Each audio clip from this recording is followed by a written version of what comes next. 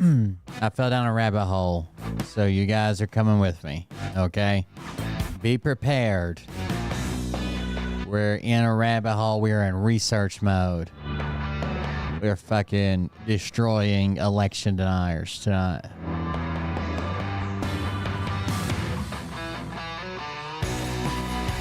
Get your sovereign citizen pants on.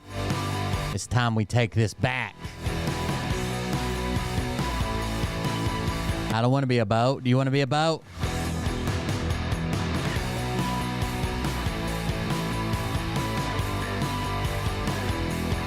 Exactly. We're not boats.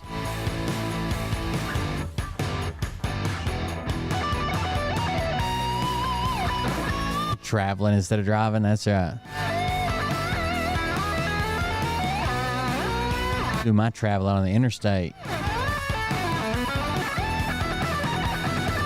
Fuckers.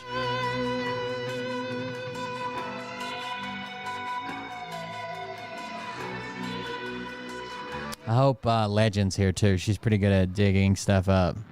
Even though she killed Austin, I think we can just still all be friends, right? I don't think it's that big a deal.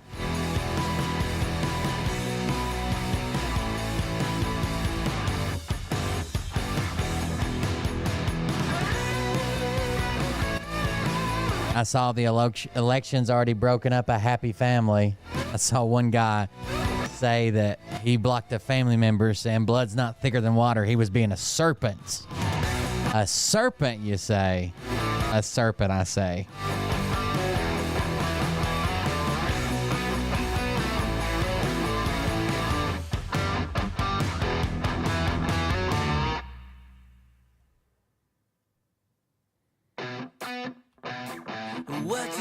What you think about when you're born into a fire.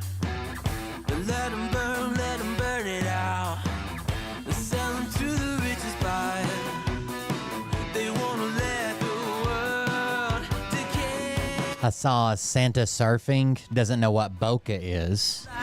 This picture has to be fake. How come the guy in the foreground's in focus and the background is blurry?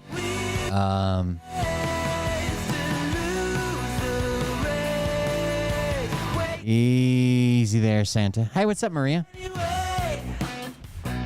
Yeah, every time I see you, it reminds me I need to set up a show with Intel Lady to come hang out. Hell, she might not like my new political beliefs. Maybe I'm blacklisted. Never let the truth fade away. This is bigger than ourselves. We won't let the world burn away. Burn away. We feel betrayed. Put on your traveling pants, says Rob P. About to get sovereign up in here.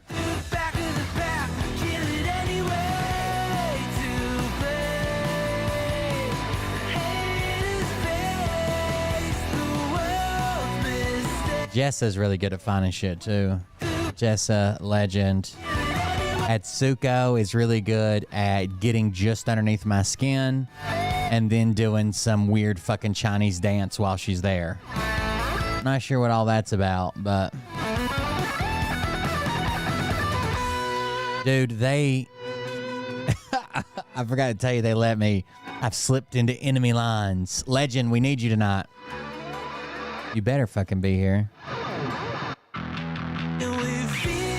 I was gonna raise Austin from the grave. We're crushing election deniers today. I need your help.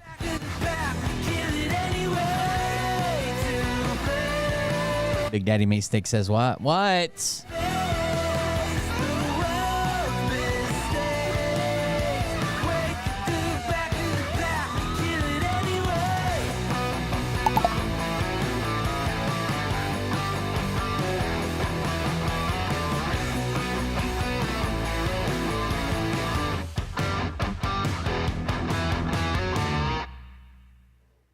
I only deny elections when they don't go my way. That's how I know I'm legit.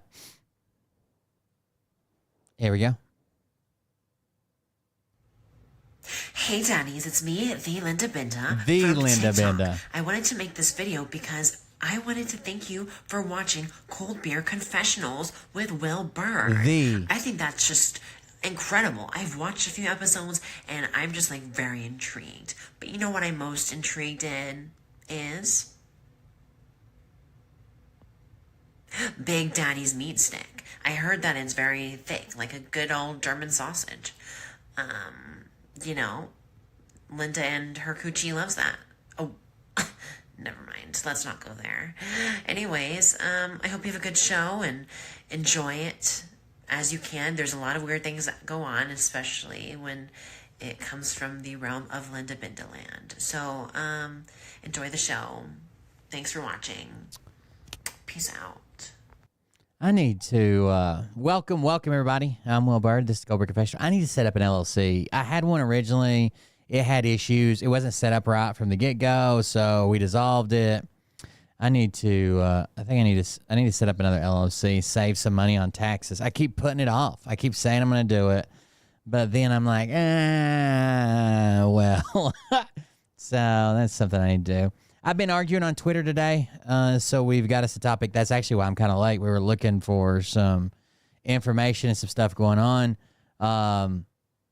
Yeah, so super excited that we can dive into this together. Hold on just a second. Let me finish reading this.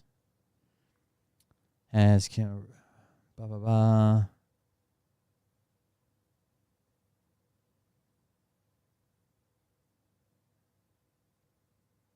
Okay.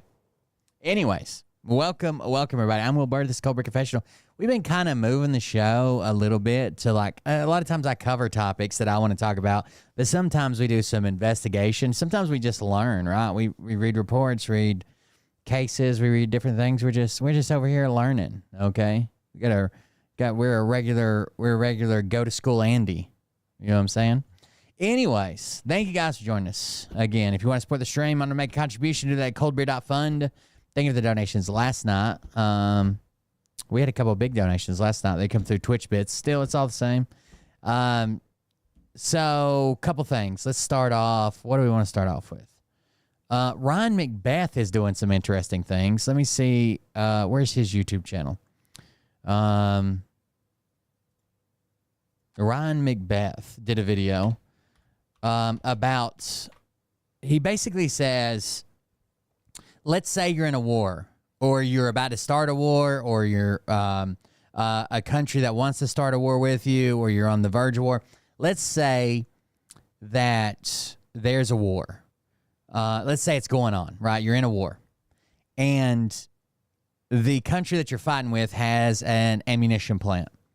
And at this ammunition plant, you want that ammunition plant to stop. There are a bunch of ways you can do this. One of them would be to blow up the ammunition plant, right?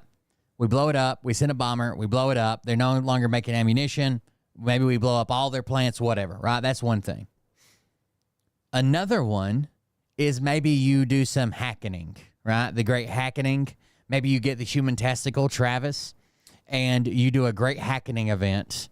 And you hack the plant, right? And you shut down their data systems. You shut down their how they run their machines. Nobody can clock in. Nobody can clock out. Nobody's getting paid. It's all shut down, right? The third way you could do that is by, it's become a relatively new way to do stuff. The third way you could do that is, let's say you operate a bot farm. And on social media, you operate a bot farm. And in this bot farm, you start spreading a narrative that this ammunition plant is harming the environment, or all this ammunition from this plant is killing kids, or that the secret defense complex deep state cabal is hiding kids at this plant. And you inundate them with protesters and possibly even vandals, and you shut down the plant that way. Now, in the first two scenarios, we would treat that as an act of war, right?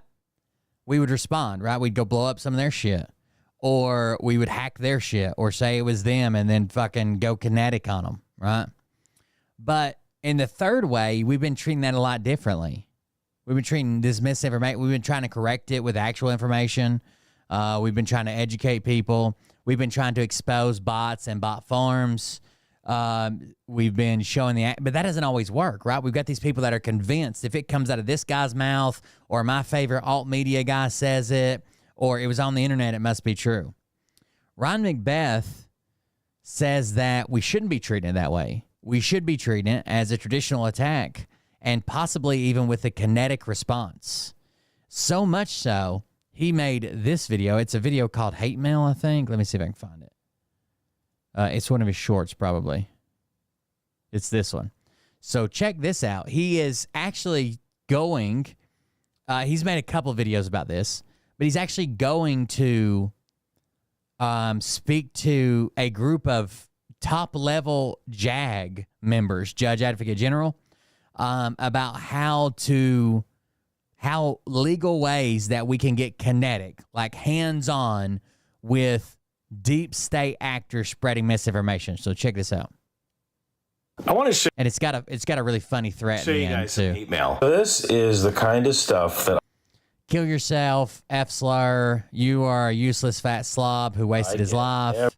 You should hang yourself. Consider killing yourself. You K slur for, we don't get that one a lot. K slur for Jewish people, loving retard goyim. every single day. And right now it's 6:11 in the morning. And I'll tell you something, this is a great way to start your day. And yes, I do sleep naked. What's interesting is that sending people messages like that, it's really what you'd call slacktivism. You're not actually doing anything. Although maybe it would intimidate someone who wasn't an infantryman for 20 years. Okay, I gotta get up and get some kind of workout in. Then I'm heading to Las Vegas for a couple of days where I'm gonna do a podcast and hang out with Jake Bro. And then on the 10th, I fly to Detroit, and then I have to drive down to Camp Perry, Ohio, where I'm gonna brief a bunch of Judge Advocate Generals on deceptive imagery persuasion and maybe talk Deceptive imagery persuasion, right? So fake photos and so faking a photo and putting a narrative that fits that photo to spread, right? It's not just faking a photo. Anybody can fake a photo and just see that. It's the message that goes with the photo. Like Santa Surfing right now is sharing these screen grabs she found on YouTube video of Kamala Harris's rally, and she's running through them this photo detector that's supposed to show you if like a, let me just show you something right quick. We'll finish watching this first. To Camp Perry, Ohio, where I'm going to brief a bunch of Judge Advocate Generals on deceptive imagery persuasion and maybe talk about how we can kinetically target some of these disinformation actors and come up with a legal justification. So lots of fun times ahead. Unless you're a state-sponsored disinformation actor, and in a case like that... Unless you're a state-sponsored disinformation actor. And in that case, see you soon. See you soon. It's a Predator drone, and it's saying so kinetically reaching out and affecting these things. And then he clarifies even more here. Why should the He's actually in really good shape for an older guy. U.S. consider kinetically targeting He's not ripped, but he's in shape. Well, it helps if you think of information warfare as a domain of warfare and disinformation as a weapons system. Nobody buys a cruise missile because they want a cruise missile. They buy a cruise missile because they want the effects of that cruise missile. And we automatically accept this, right? We automatically accept this. No one buys a cruise missile. No one builds a nuclear missile because they want a nuclear missile. They want the effects that are going to happen because they have a cruise missile or a nuclear weapon. No one builds a bot farm just because they want a bot farm and they think it's funny. They want the effects that come from using this bot farm to spread disinformation between political candidates or what have you, right? Muslims and Christians, red and blue, Republican, Democrat, it doesn't matter. Information warfare is a weapons effector. Let's say you have an enemy artillery plant and you want them to stop producing artillery munitions so that you can win the war.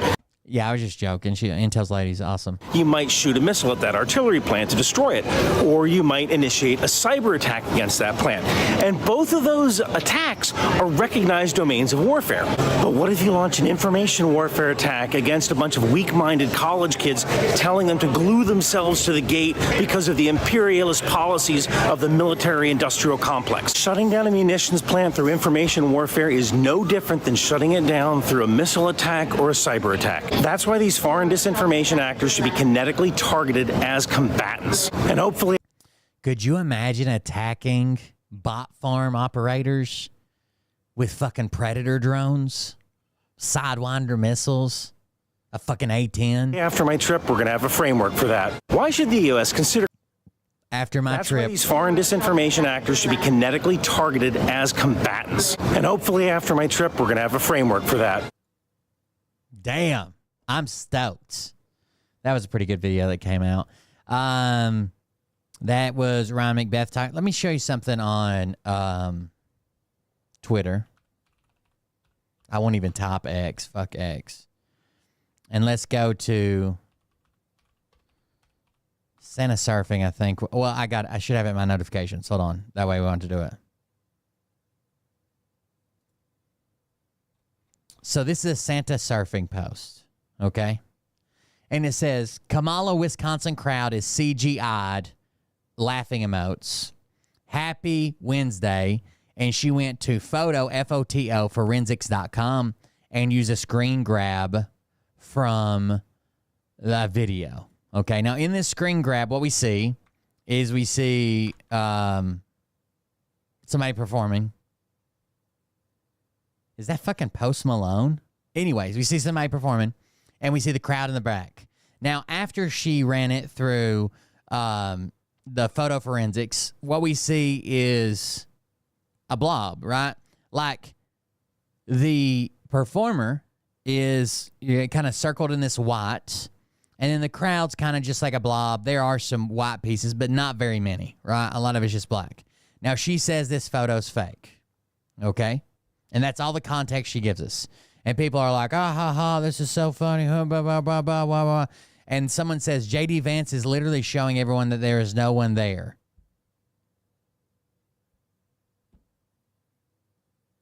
Because J.D. Vance posted an empty coat hanger.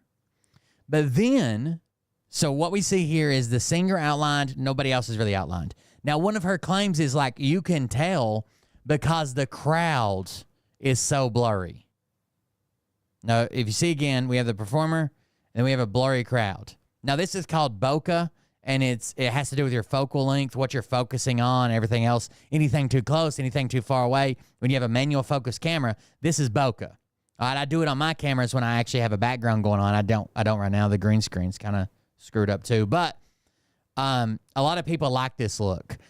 Cell phones emulate this look. Like if you put your cell phone on selfie mode, they'll slightly blur the background and they'll sharpen you. And a lot of people like this look, and that's why they do it. A lot of streamers like this look, especially if they have like lights in the background, like some soft lights, like fucking LED tubes and shit. They like it kind of blurred in the background and the center of focus to be sharp. But what we see as her proof, again, is the white outline of the singer. Everything else isn't outlined, okay? Like the cymbals, the drummer are, but nothing else is outlined. Now, someone submits her another photo, and it's this one, and this is Air Force One or Air Force Two, and it's sitting here with a crowd in front of it. Now, in this one, she says it's also fake. Oh my God, Kamala's CGI is cheapo CGI. From the plane and below is all CGI. The only real thing is the sky. Now, she says everything's CGI, but what do we see in this photo? Well, we see the plane and a crowd, right? But in this one, we see the plane and everybody in the crowd is outlined in white. So is it the blurs, or I'm sorry, is it the not outlined in white that is fake? Or is it the outline in white that is fake? Because again, in the other photo, all we had was the singer outlined and everything in the background was supposedly fake. She's not claiming the singer's fake. In this outline, she's claiming everything's fake. But this is actually outlined in white. And again, this is from a video from 911 breaking. Here's the original video.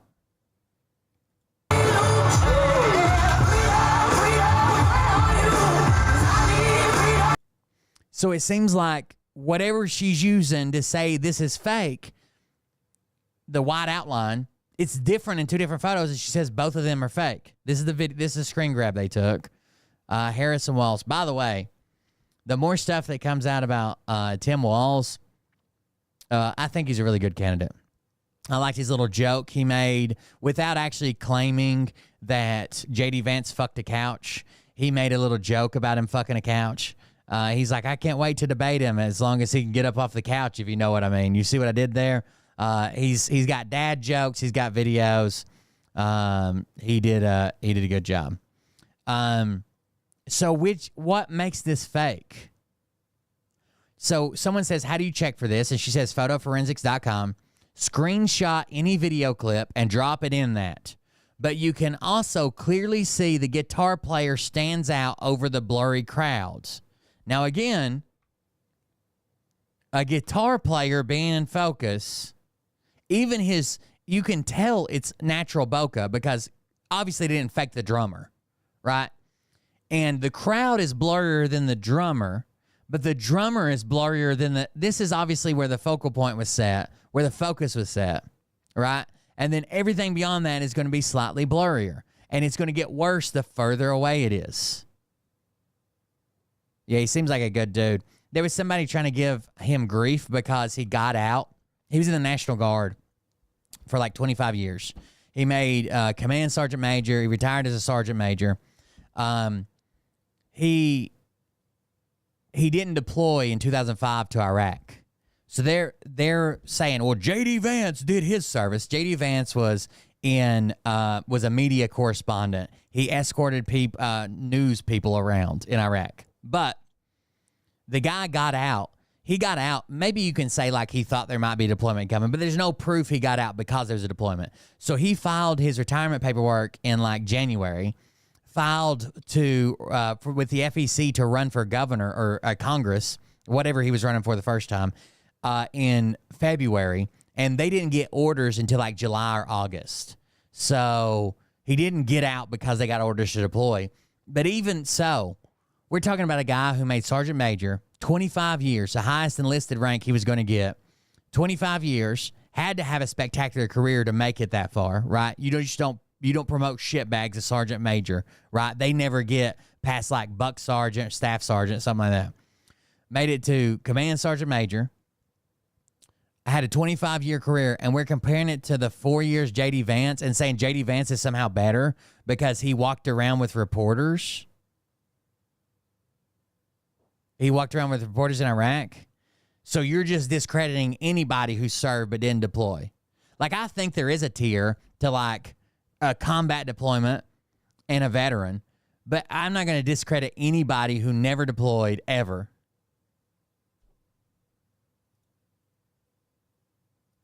Oh, somebody hurt Jacqueline Borg's feelings. Jesus Christ.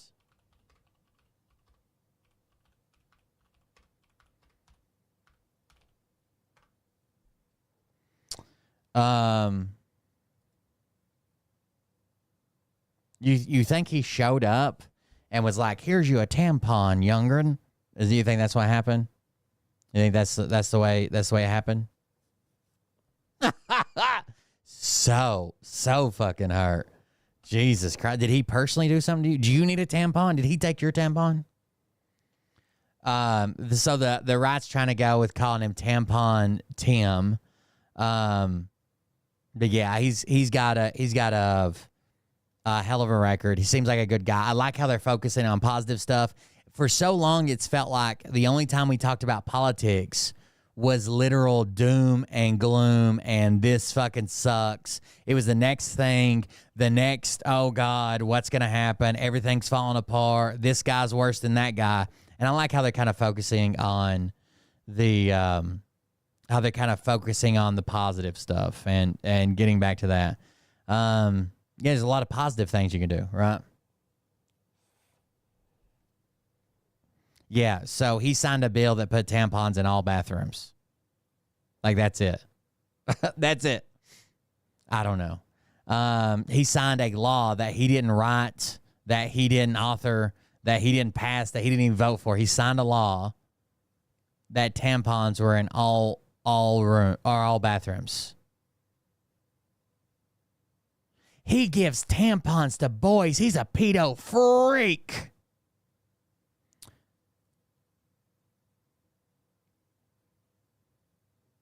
What?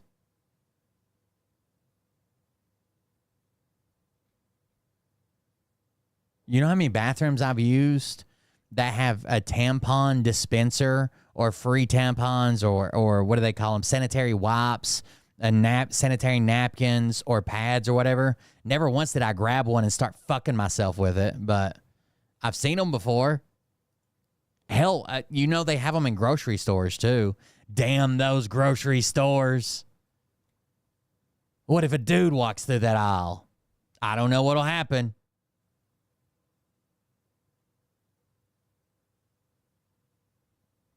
I don't know.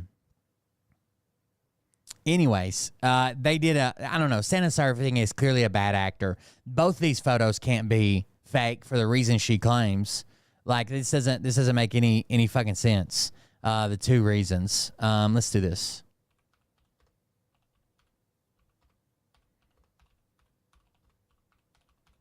His little acceptance coming out speech or whatever is pretty good. Regular people I grew up with in the heartland, JD studied.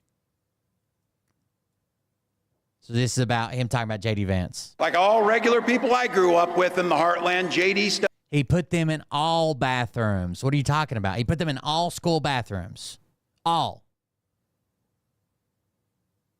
And he didn't do it. You know, a governor signs all the bills that fucking come to him that he doesn't veto. You think he invented the bill? You think he wrote the text? You think he came out with it? You think he was every member of Congress that voted in favor of it?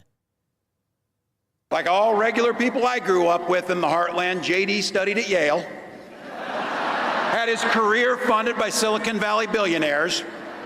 And then wrote a bestseller trashing that community. Come on. Uh-oh. That's not what middle America is. And I got to tell you, I can't wait to debate the guy. Listen here.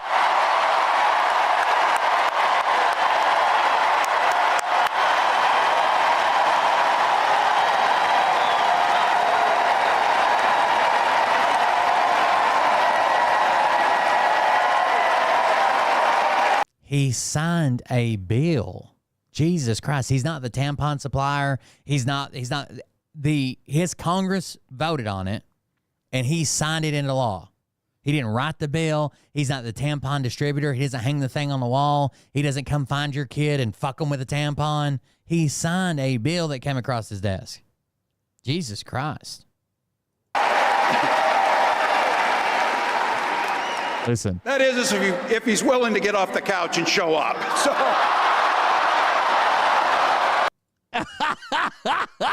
What? So there's this rumor, everybody knows it's fake, but it's funny that JD Vance fucked a couch. Jack Posobiec freaked out. He's like, Tim Walz said that JD Vance fucked a couch in his acceptance speech. Willing to get off the couch and show up. So. Like all regular people I grew up. He even says, there's a longer cut of it where he says, you see what I did there? I can't wait to debate the guy. And I got to tell you. When he touches his ear, he's laughing. I don't know. He seems like a dad. I can't wait to debate Here it the is. guy. This has got to be longer.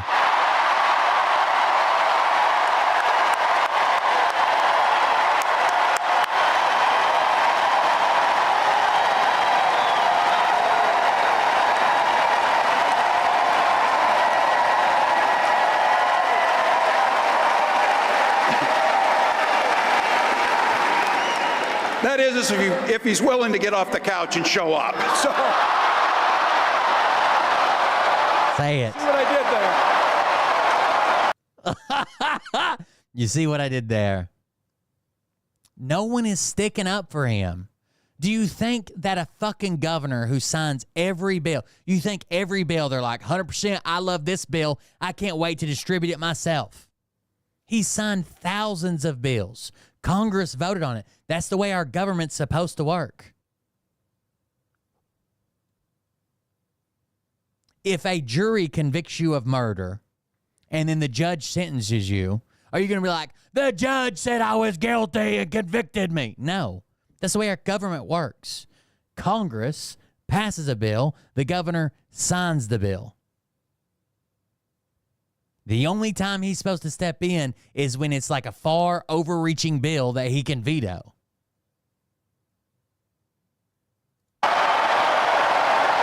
See what I did there? I gotta tell you, He's a funny guy. wait to debate the I like him. I like him so far. We'll see.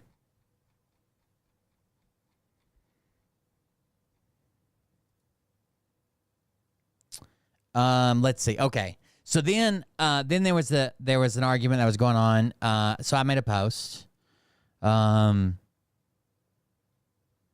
say that he did something is just a lie. He didn't do anything.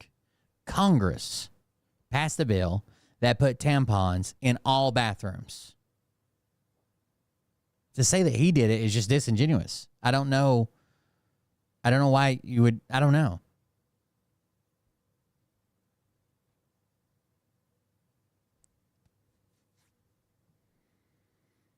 If you don't agree to that, the state can take your kids. That's literally not true. He's okay with pedos too. It's his laws. Yeah, show me the law that says I'm okay with pedos. Quote that law for me. I'll wait.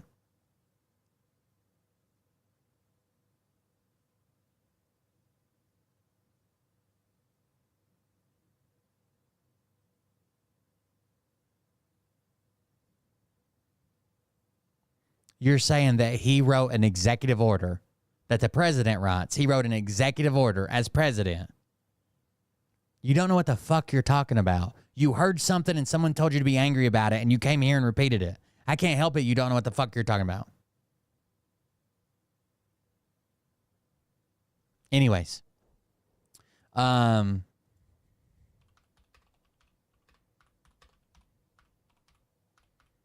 He fucked a kid with a tampon. What? What? He doesn't write the laws. He doesn't vote on the laws. He doesn't do anything but sign them.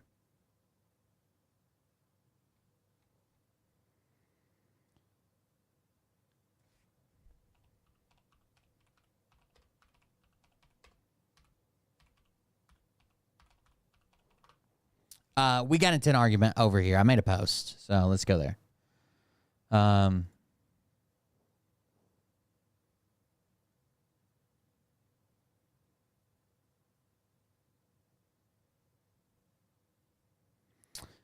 Give me just a second.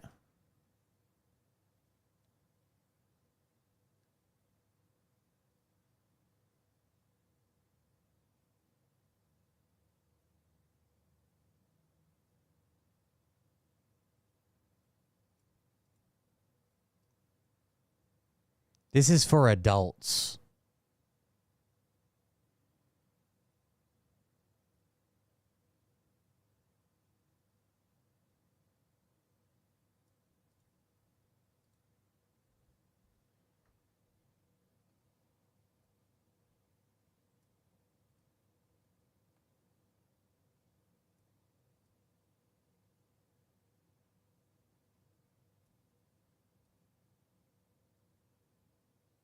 It doesn't even mention kids.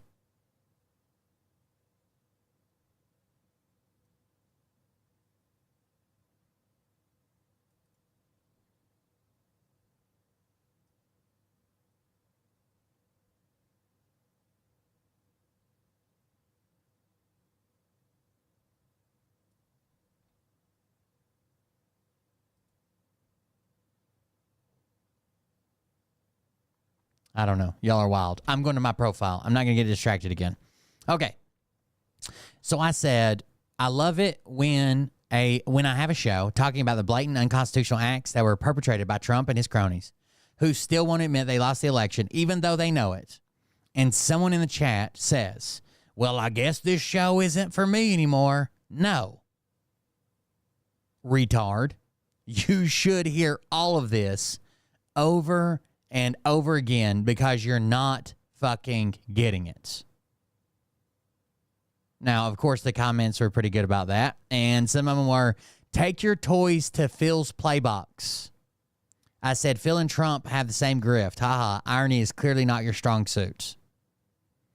Good versus evil, one side or the other, you have chosen your side. Jesus Christ would cast Donald Trump out, and we all know it. Laughing emotes. You know, like when Jesus Christ bragged about being able to walk in the back room where the Miss Teen USA contestants were changing underage girls and being able to see it all, and no one could stop him. I remember that part of the Bible, don't you? And they laughed again. I don't know how they've made this into good versus evil. They said, you're not going to wake anybody up anymore. We're basically at end game. There are things I don't know why they made this look like a news report. It's not. It's just a post. We're basically at the end game. There are things that are about to start happening everywhere that's going to freak the shit out of people. Back away from trying to wake them up. They're comfortably asleep. They're where they want to be. And unfortunate as it is, when the crap does hit the fan, they're going to look around and say, why didn't someone say something? So I responded, yeah, the nothing happening day in and day out is driving me up the wall. Like literally nothing's happening, but you got me. Someone says, you're delusional to think the election wasn't stolen. Were you hiding under a rock? I said, no, actually, I tried to believe it at first. I looked up and did the research on every single claim myself.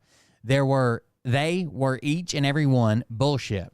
Trump even knows he lost fair and square. He has told people close to him, but he knows he can play his supporters like a fiddle. And in this scenario, you are the fiddle. So someone tags me and says, Hoopes, Leah, has some extremely interesting information about the 2020 parallel election. Great book she and Greg have with facts and evidence, just FYI. And I went and read a synopsis of the book, right? And I said, yeah, because there's so much evidence of this. And this is a direct quote from the book, from the page the book's on. It says, we call it a parallel election because obtaining the fraudulent results they manufactured required the wholesale substitution of fake ballots for authentic ones. So what they're claiming is that there was a real election and nobody cheated in any way, shape, or form except when they gathered up all the ballots. That they swapped them out for real ones. Or for fake ones. They swapped the real ones for the fake ones.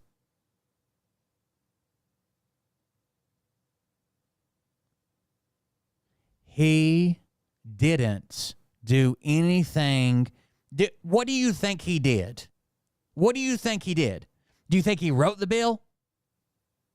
Do you think he distributed the tampons? Do you think he is he part of Big Tampon? Did he manufacture it?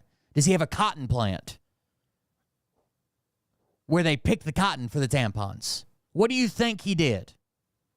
His Congress passed a law. His job is to sign that law.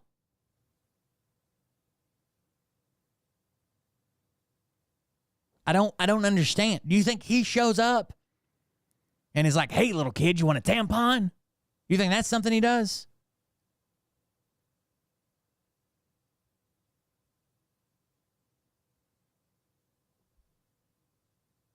I have no idea what you're doing. And anyways, it says, we call it a parallel election because obtaining the fraudulent results they manufactured required the wholesale substitution of fake ballots for authentic ones. So at some point, they got all the good ballots. The real ballots, and they faked them out they swapped them out for fake ones. That's their claim. So there was a parallel election, okay? And I said, and someone figured it all out to write a book, but no one can bring a single shred of evidence to court. This book has to be fiction.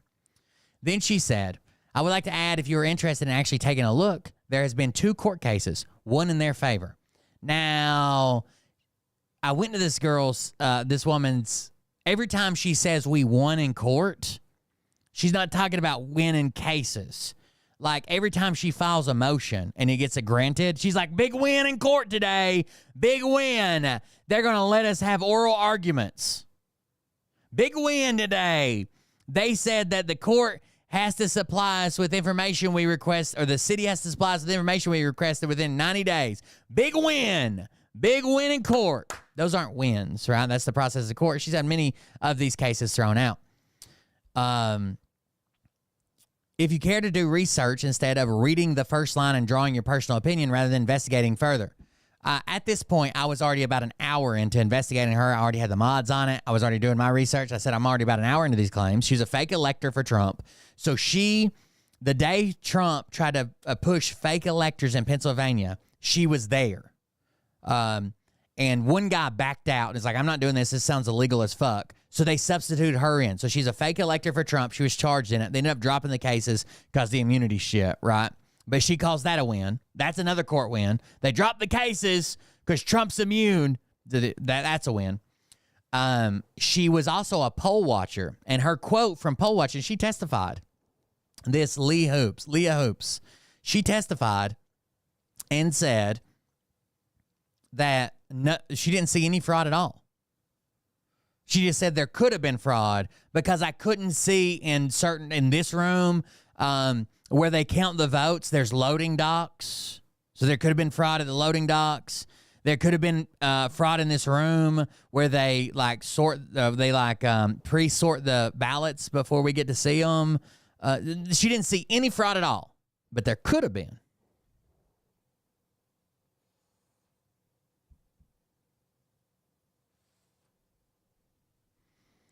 But she didn't see any in any way, shape, or form. That's her own testimony. So then she says this. Now, this woman is clearly very knowledgeable about this. She says, I know there was fraud in Pennsylvania. How does she know there was fraud in Pennsylvania? Because if she knows there was fraud in Pennsylvania, she should testify to Congress, right?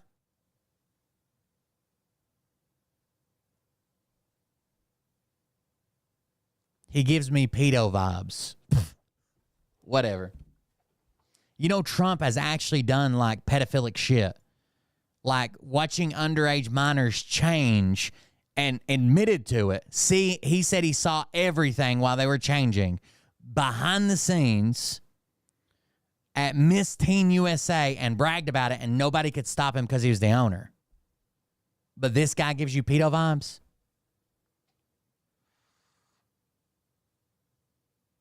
Sounds right. Sounds about right. I don't think you have any idea what you're fucking talking about.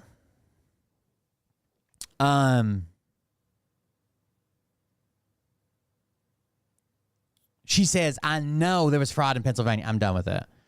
I received 6 mail-in ballots. So that's how she knows. I received 6 mail-in ballots. So I know there was fraud. I received 6 mail-in ballots. Which, first of all, I don't fucking believe. And you're going to see anytime he challenges their claims, they just get mad as fuck. I received 6 mail-in ballots. It may not have occurred in every state. I don't know Leah personally, but I sure as hell know that the corruption is deep in PA. Electoral votes are the ones that matter. And I just asked this question. I said, let's pretend if you received 10,000 mail-in ballots. Let's say you went to your mailbox and there were 10,000 ballots stuffed in there with your name on it. Okay? 10,000. 10,000 ballots. And you filled them all out and returned them all. But only one vote counted because you're only allowed to vote once. Is that fraud? Now, I'm just asking her a question because I want to know. She says, I know there's fraud, so I want her to tell me what is fraud. Because you said, I know there's fraud because I got 6 mail-in ballots. If you got 10,000, you filled them all out, mailed them all in, every one of them, and then you went to check and they say, okay, yeah, you voted once. We counted your vote once. Would that be fraud? Because so far, her proof of fraud is 6 mail-in ballots, which I don't believe in the first place. Now, anybody in their right mind, there's a test to do. There's a test to do with people to know if it's worth talking to people online, to know if it's worth arguing with people online. And it's a test to see if they can engage with a hypothetical. Destiny was talking about this, and someone else was talking about this the other day. You ask the people, imagine you didn't have breakfast this morning. How would that make you feel? And there's a couple ways they can respond. They can just be like, well, I guess I would feel like maybe a little jittery, or maybe I was unfocused or whatever. I don't know. Or they can say, I did have breakfast, or I didn't have breakfast, right? Well, I didn't have breakfast. You ask them the same question again, no matter what they say, or if they answer if they engage with it immediately, you're good. But if they say, I didn't have breakfast, or I did have breakfast, you ask them the exact same question again. So here's a scenario. Imagine you didn't have breakfast this morning. How would you feel? But I did have breakfast. Imagine you didn't have breakfast this morning. How would that make you feel? If they say again, I didn't have breakfast, or I did have breakfast, there's no sense in speaking with this. They can't engage the hypothetical. They are in the lower tier of IQs. They're like below 70, and they can't engage the hypothetical. So no matter what, when you're going to try to give them an example or a hypothetical or something related to them, they can't engage with it. They are like when the military got all those guys that were under 70 IQ, let them in, sent them to Vietnam, and they had like a 90% death rate for like just poking shit in the woods and it blowing up. Those are those people. They cannot engage with the hypothetical. Move the fuck along. You're never going to have a productive conversation with them. You're not going to be able to talk about the issues. All they know is what they've been trained to know, right? Or what they've been told to repeat. He's handing kids tampons. He doesn't hand kids tampons. He didn't put them there. He didn't do it. Congress did this. I don't know what or the state legislator did this. I don't know what you're doing. The state Congress. Anyways, move the fuck along. If they can't even imagine what it would be like to not have breakfast, or they can't deal with it because it's a true statement, or they think it's a true statement, you're done for, right? You cannot engage with that. So I said, if you receive 10,000 mail-in ballots and only valid votes on valid ballots are counted, do you think that is fraud? Now, there's a hypothetical question. I know she didn't receive 10,000. I don't even think she received 6. Here's her response. I see you just want to be right with your opinion. I would like to be a self-righteous ass like you if I was depending on my income from a podcast. If you don't realize that all the fucking elections are chosen, be happy with yourself.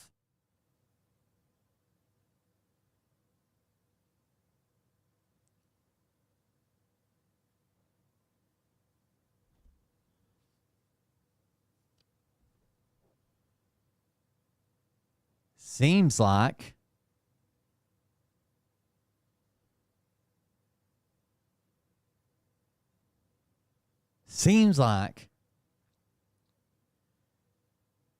you can engage with a hypothetical. And it seems like you don't know that I said, I'm asking you a question. Do you honestly think people have never tried to vote multiple times, multiple ballots, fake IDs, vote in different districts? So I'll ask you again, if you were sent 10,000 ballots and turned them all in and they recorded your vote just one time, do you think that is fraud? Kind of sus. I asked you a question about what you consider fraud after saying you know fraud happened and you get mad and cuss at me over it. Seems like maybe you don't know that there was fraud.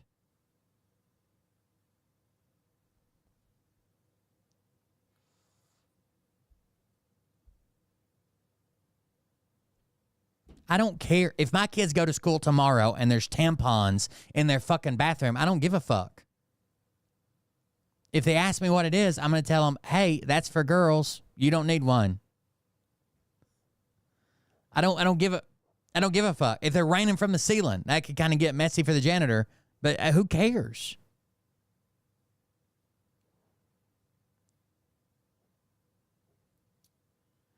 This person cannot engage with a hypothetical, right? And they probably didn't receive 6 mail-in ballots. They probably didn't. I know. And part of their, so here they are. So Janet C. And it says justice for Jessica, whatever that is. Then it says PA corruption is deep. They have a narrative. They have a narrative they want to spread. I think that tampons in school for free is pretty fucking awesome, right? What if you forget? What if you can't afford them? What if you're poor? It's the same with free lunch. Not everybody eats lunch. But, Will, it's free, and it's in a lunchroom. Yeah, they don't have to eat it. You can still pack them a lunch. They don't have to find an orifice to stick a goddamn tampon in either. These people can engage with hypotheticals, but they did send me down this rabbit trail. So from that rabbit trail, I found this person. This is Leah Hoopes. I want to show you her...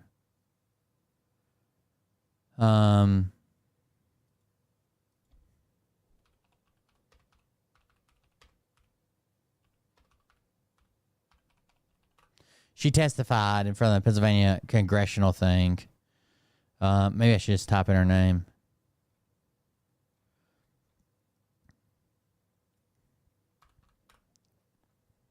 I don't remember exactly how. Oh, here she is. So she testified. Here's her testimony. This is what she found. Now, she claims she's found more since then, and she thinks Ben Shapiro had somebody killed and covered it up and did this, did that. We're going to do a deep dive on Leah Hoopes because she wrote this book, The Parallel Election. Now, let's see, right after the election, what did she know to be certain? She signed a sworn affidavit. She went. This was a spectacle, which I'm sad to say at the time I was like super interested in this. Was this fucking super crazy? Was this what happened? We need to know. We need to know what happened at the time. Now I know it was all bullshit. But she's with Giuliani. She goes to the Pennsylvania Senate on a panel, and she testifies on what she saw. And this is her testimony.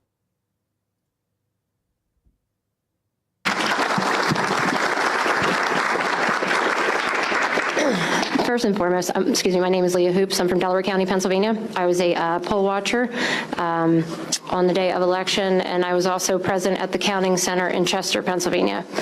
So first and foremost, thank you to this committee and all those involved, and especially Senator Mastriano and former Mayor Rudy Giuliani. To our fearless and brave president, thank you for being our shield and putting us first, and I am forever grateful. So she just sucks Trump's dick to begin with. It is an absolute honor to be a part of this hearing and to finally have an opportunity to speak about what took place in Delaware County, Pennsylvania. I feel as an American that it is my duty to help protect the integrity of our elections, not just for me, but for every American. There are many who have lost life and limb for my right to vote.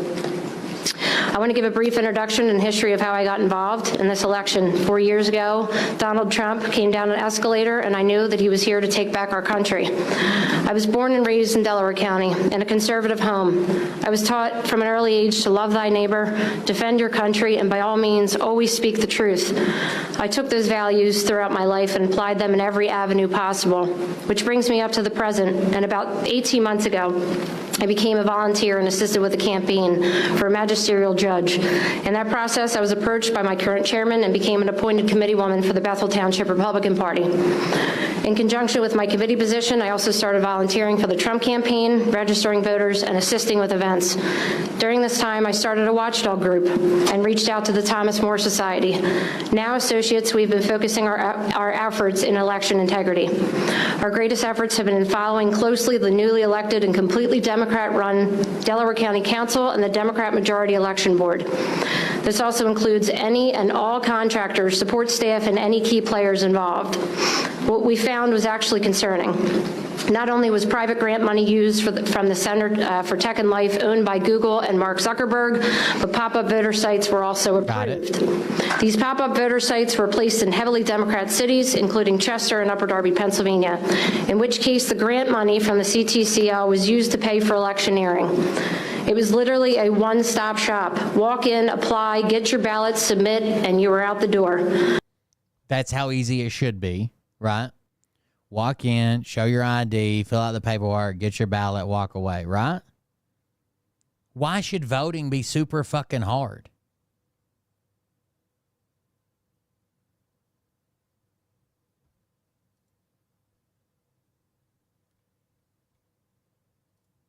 But where this didn't take place was in heavily Republican and independent areas. Let's also make note that the voting machine warehouse supervisor is a Bernie Sanders delegate, who is also solely responsible for every scanner, machine, V-card, and all machines with absolutely zero experience. So the person in charge happened to be a Democrat, right? They were one of the delegates for Bernie Sanders because he had won whatever, so many delegates in that state. But are we just going to be like, what happens here? I don't understand. Are the Trump supporters only going to be happy if everybody in charge of everything supports Trump? Apply, get your ballots, submit, and you are out the door. But where this didn't take place was in heavily Republican and independent areas. Let's also make note that the voting machine warehouse supervisor is a Bernie Sanders delegate, who is also solely responsible for every scanner, machine, V-card, and all machines with absolutely zero experience in this area.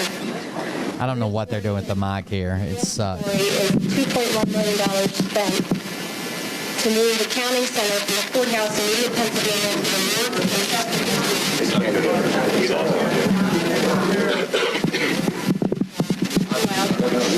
Okay. The law that he signed specifically states it does not remove custody from parents who decline such care. So you lied again. I don't know if you just keep lying and keep lying and keep lying and keep lying and keep lying and keep lying, keep lying and keep lying and keep lying and keep lying, but it's not working yet. Okay, sorry. All right, she's going to start over here. Sorry, I forgot where I was. Okay, so the real story is the $2.1 million spent to move the counting center from the courthouse in Media, Pennsylvania, which has been something that has been done for decades, to the wharf in Chester, Pennsylvania. Let me explain to you the layout of the counting center. It is in the middle of a huge parking lot, which sits back on Seaport Drive next to loading docks. All right, so far, there's a place where they count the ballots. It's in a building that has loading docks. Weird. Why would we need loading docks at a building where all the votes are coming to?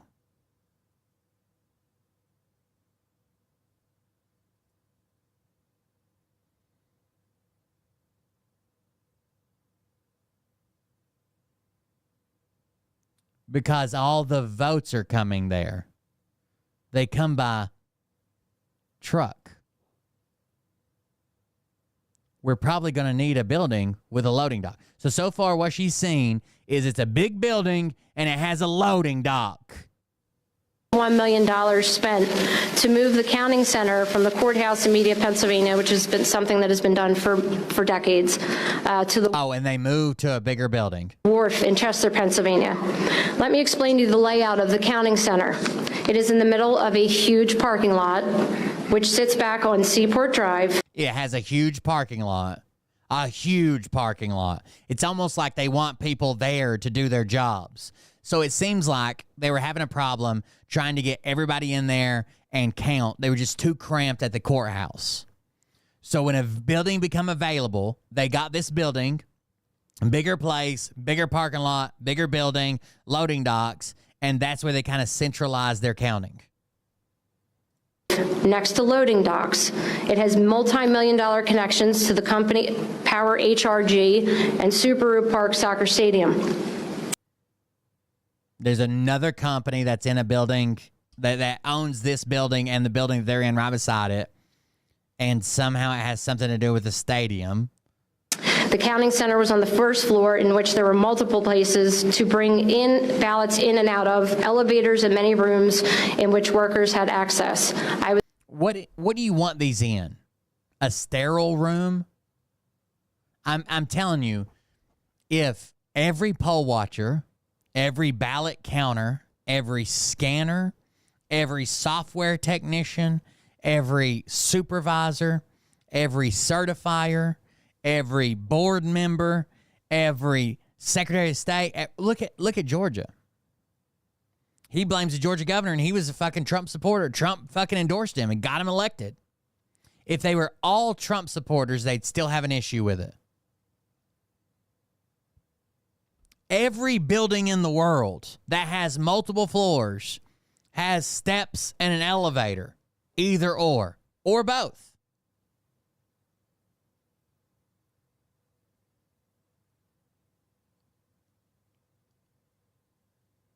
There's also a lot of rooms. There's different places where you can act. Yeah, I imagine a building that big would have to have multiple entrances and exits. Did you see anybody bringing in ballots? Were they wearing a shiesty? Did you see a big tub labeled fake ballots to replace the real ballots? No. So far, it's a building that sounds like every building in the world. I was there for 3 straight days. What became of concern was the back room, which had no observers, no line of sight or transparency into the process. There was no cooperation, complete resistance from election night and every day after. It took until our lawyer got an injunction to get into that back room in which So the process worked. So a lawyer said, hey, I don't think this is like how state law is supposed to be done. There's a back room back there, and we probably need watchers there. And they're like, well, we don't know. All we know is we're supposed to do this. So he went to the court. The court, in an emergency order, said, okay, we're opening this up. And they got back there. So now they're in both rooms. Pre-canvassing was transpiring. Even with an injunction, which was a joke, we were granted 5 minutes every 2 hours. And the setup was sitting in a chair 20 feet from any physical ballot. I truly You're an observer. You observed. wish I had enough time. If you don't like your state laws, change your state laws. But if they're meeting the state laws, oh, well. You didn't see fake ballots. You didn't see replacement ballots. You didn't see people cheating, people rescanning, people counting multiple ballots. You didn't see fake IDs on ballots. You didn't see fake names or fake people. You saw a building, and at this building, you're like, hey, we should probably be able to see back there. And they're like, okay, yeah, you can see back there. And you went back there. Then you weren't close enough. You had to sit in a chair. What the fuck? Time today to recreate what I witnessed and felt during those moments, but we did not gather here today just for me and my experience, but rather a collection of experiences from Americans like myself. What I hope to achieve is for the public to understand is that we have stuck our necks out, have been intimidated, threatened, bullied, have spent countless hours away from our families, friends, and jobs. We have signed affidavits under penalty of I wish you were done an hour ago. Everything you've said's been a lie since you came in here. perjury, which should be consideration is for the public to understand is that we have stuck our necks out, have been intimidated, threatened, bullied, have spent countless hours away from our families, friends, and jobs. Someone telling you that if you make a false statement on a sworn affidavit, it's perjury, is not a threat. If they say, okay, if you share the truth, we're still going to charge you with perjury. Show me proof of that. But someone telling you like, hey, you can't lie on these. Make sure everything you're saying is accurate. It could be tried as perjury if you lie on these. We have signed affidavits under penalty of perjury, which should be consideration enough to know that this is a very serious issue. By the way, again, her affidavit said big parking lot, big building, loading docks. We wanted access to a room. We got it. So what has she seen so far? I'm here for one thing only, and that is to speak the truth. This is not about party. This is about my country. Every American deserves transparency, truth, and be able to question those in power without fear of intimidation, bullying, or backlash. I hope this committee takes action if needed, and justice will be swift to anyone involved in fraudulent activity. The Republic is angry, disgruntled, tired, beaten up, and ready to defend this country. So again, here's what happened. She heard Trump say there was cheating. And she's like, well, I guess technically there could have been cheating. I didn't see any. I didn't document any. I don't have proof of any. But there was a lot of doors. Why are we in such a big building? I wish the building was smaller. We wanted in that back room. We got in that back room, but was it quick enough? I was 20 feet away. If you guys don't remember the 2020 election, there were people being doxxed. There were people being harassed. There were people challenging all kinds of fucking ballots for stupid reasons.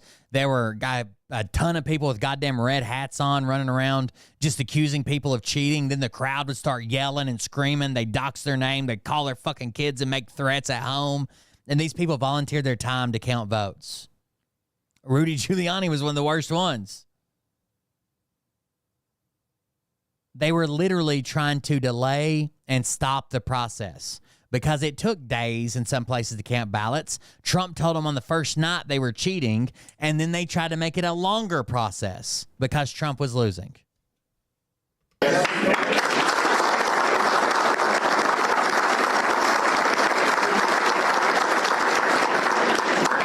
Thank you. Without election integrity, we are just another banana republic.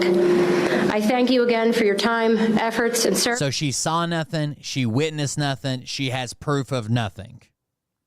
When we were watching this, I kept remembering saying, like, they said affidavits, but of what? Right? Who signed an affidavit saying, like, I saw this, there was this evil guy with a real thin mustache in the back of the room sitting in a chair facing away from us, and he turned around slowly and said, I have all the fake ballots. Like, what? No, you were like, oh, the room was big. When I got up in another lady's face, she told me to leave her alone. I doxed the lady and her kids were harassed, and then she acted mad at me for it. Pretty crazy.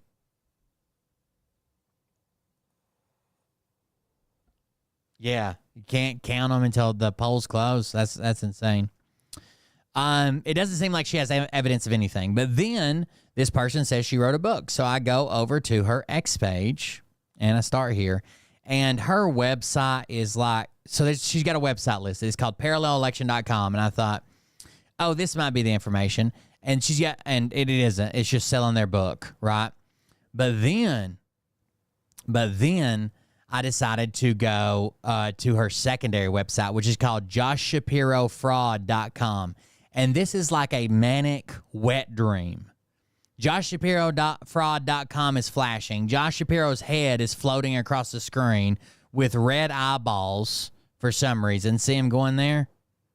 And then there's this ticker that goes across that is backwards. You can't read it. And it says, please excuse us while site is under construction to expose Josh Shapiro's crimes. It stops for half a second, then keeps going. And it's not even going at the same rate his head is floating around. Like, she seems trustworthy. His head just randomly stops at weird places on the site and doesn't do anything. And it says, and if you click on it, it says Satan spawn Joshua D. Shapiro. It won't do it while it's moving. Let me wait for it to stop again, and I'll highlight it. Satan spawn Joshua D. Shapiro. It stops over here somewhere, I think. Yeah, at the end of the name. I know you can't see it because chat, but right after it gets past this .com, it stops. And says, Satan spawn Joshua D. Shapiro PNG. So they even left the PNG in there because it's PNG image. Now, look at this website and tell me how you're supposed to find any goddamn thing on this website. So there's a tweet here. There's an interview here. There's an audio here. There's just a bunch of pictures stuck in here. This goes to Vance Rock, South Philly. Then there's a bunch of cell phone video of Trump being shot, along with campaign photos from the Trump Vance campaign. These guys out here doing black flips and showing their flags off. Blacks for Trump. Jack Posobiec video just playing. Fact check. Did John Fetterman say Josh Shapiro can't be trusted? Then you got a bunch of people with flags. Philly Trump flag wave 1.heic.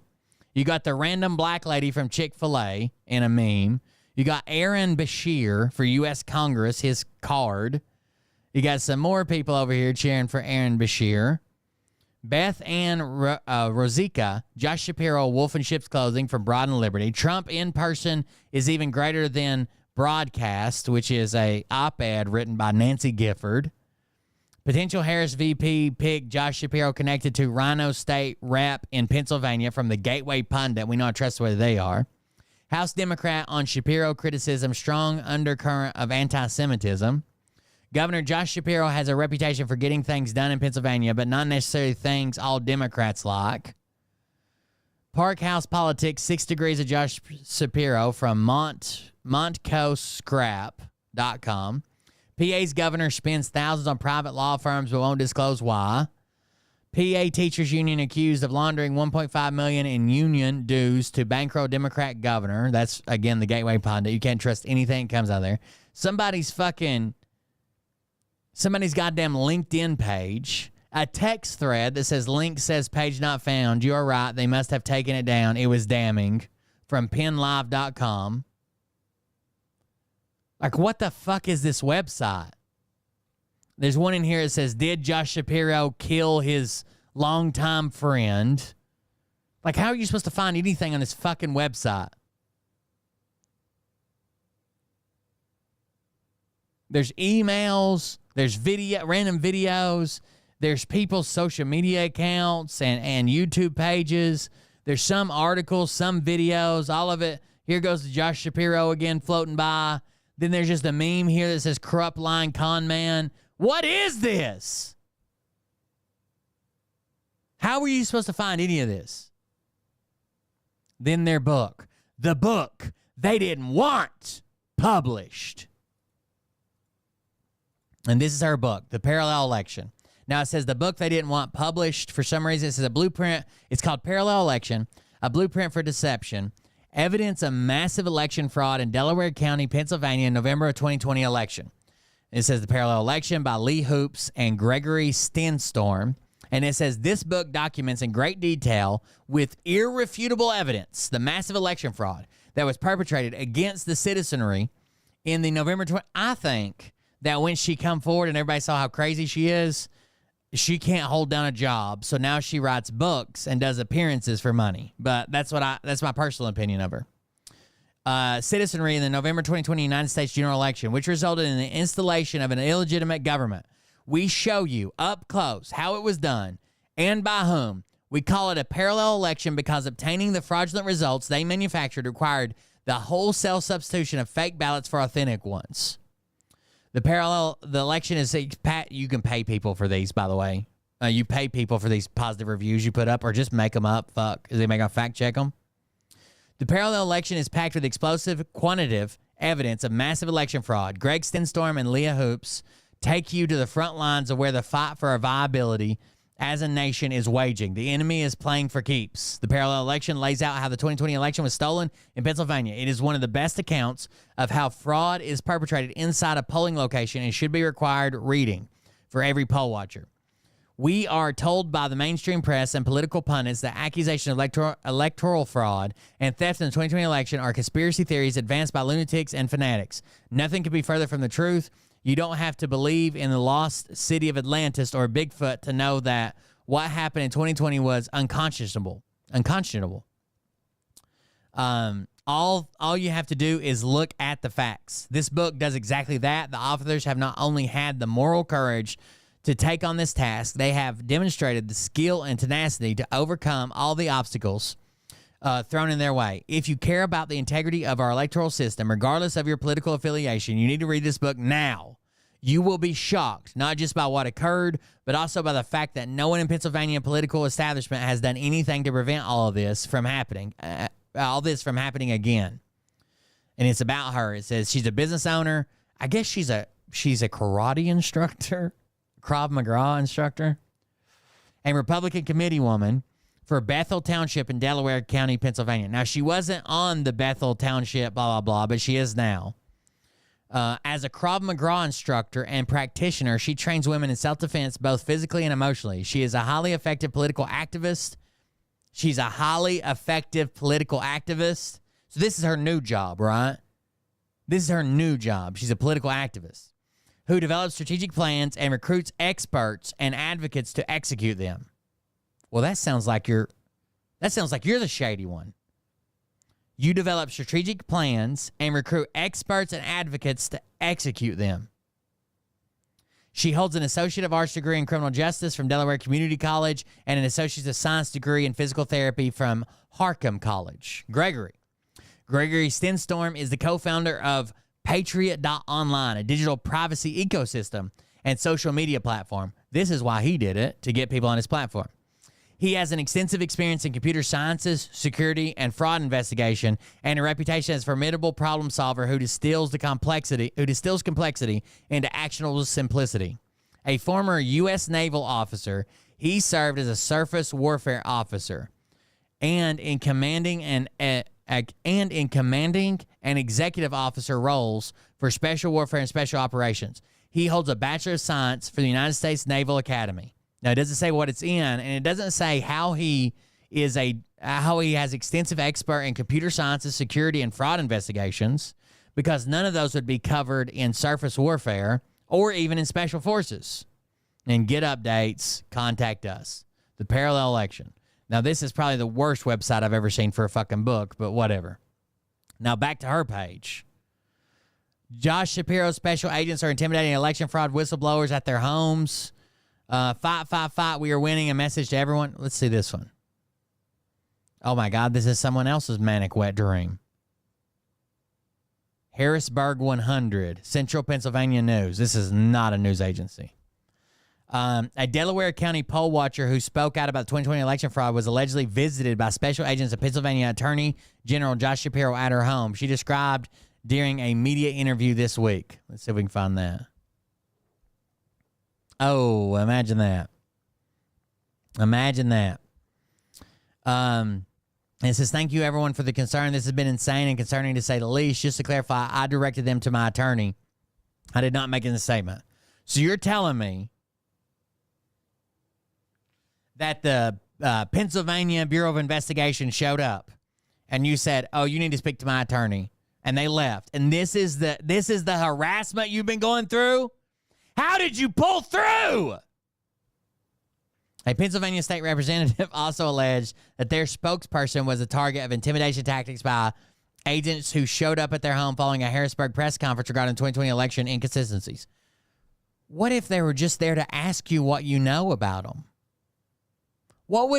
If you claim that there was illegal shit going on in the election, what are some reasons that the police from that state might want to talk to you?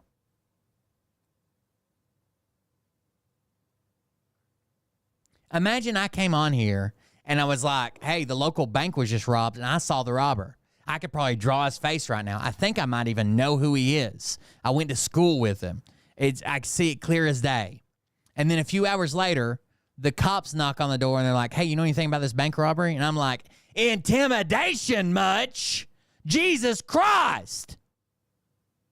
What now? You're going to start asking me questions?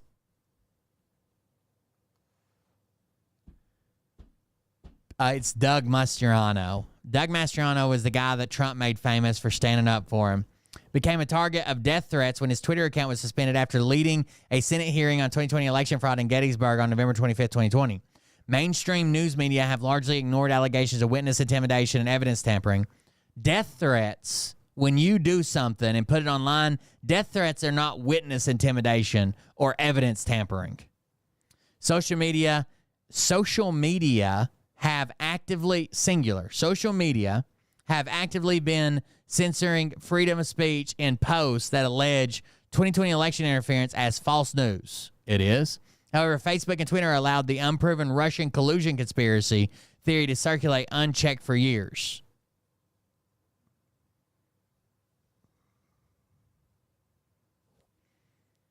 You guys know that Donald Trump's son took a meeting with a known Russian agent to get dirt and hear information about his political opponent, Hillary, right?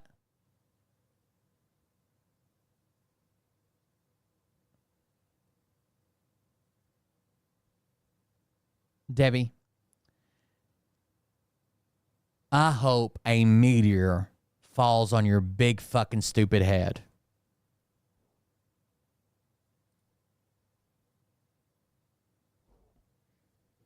Anyways, the poll watchers county has been updated. So apparently they had the wrong county. So this is something she shares, but it has no links. It has no proof. It has nothing. All she says is that, do they call them the PBI? That's a weird name, right? Pennsylvania Bureau of Investigation. But the state police showed up. The state investigators showed up And there you go. Anyways, more mania. There's court cases, complaint. Election machines used to process and tabulate the votes in Delaware County, Pennsylvania are not tested, certified, or operated in compliance with federal law. Defendants recalcitrant.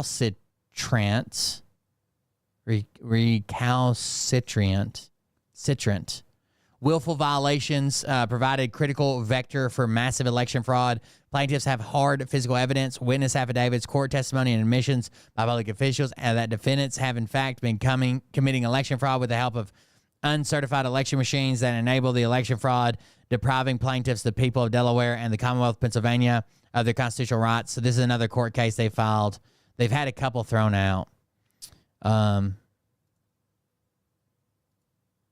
Not Mr. Connolly's judge. No signature, no name, no judicial secretary. Senior judge, no judicial secretary. And here we go. Can't even make out that judge's name. But the presiding judge's name is stricken out and somebody else's signature's there. So let's check that out again. So none of those are valid. Is it wet ink? Is it wet ink? Department of Justice, the council who is running the United States of America. You know what article gets brought up all the time, and people think it's some type of win that they accidentally slipped and let the deep state accidentally slipped and put out this information showing that they cheated. Is that article? And I agree, they probably shouldn't have wrote it with this title, but that's their job, is to get people to click on titles, right? And it was like uncovering the secret cabal of people who were there to ensure election integrity. How's the title go?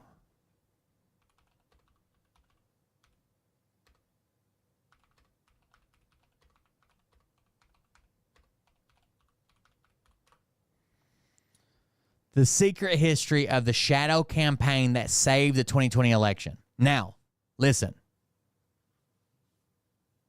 Get some discernment. Damn, Debbie, what'd you buy, a 6-pack of discernment? Now, this is the article. And people are like, see, they admitted to it. They admitted to the shadow campaign. These people, if anybody ever sends you a screenshot of this headline and they tell you this is proof, immediately tell them they haven't read the article. They 100% have not read this fucking article. This fucking article talks about they knew that he was going to claim this. They knew that he was going to say he was cheated. They knew that he was going to claim that they flipped them, they switched them, they changed them, they did all this. And they had people in place to counteract this, right? They didn't change votes. They didn't cheat. They didn't steal. They didn't use Italian satellites. They didn't use the submarines that go from Lake Havasu to the fucking whatever, to India. They knew that these people were going to be in place, and they knew what they were going to have to do. They were going to have to show that it wasn't stolen, that it wasn't real. They might have to go to court over it. The machines were right. The votes were right. The people were right. They were tallied right. People voted. It has nothing to do with stealing the election. It has to do with the people in place that knew that they were probably going to have to secure the election.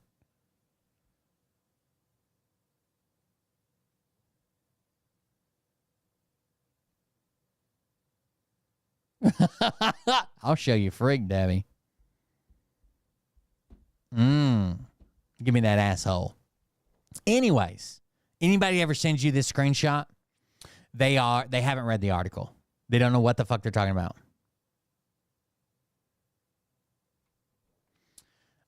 So I kind of start going down this rabbit hole with this woman. And one of her posts, her most recent video is this. The November 3rd, 2020 election, and now I am a formal federal whistleblower. We submitted criminal charge. Debbie! How do you feel about sodomy? Let's go see what you're working with, Debbie. I'm kind of excited. Ooh. I don't want this to come out wrong, Debbie. but I don't. Do you have Down syndrome?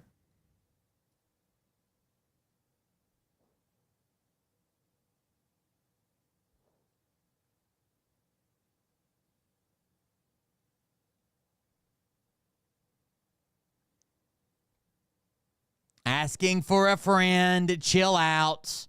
Chill out. Calm down. God.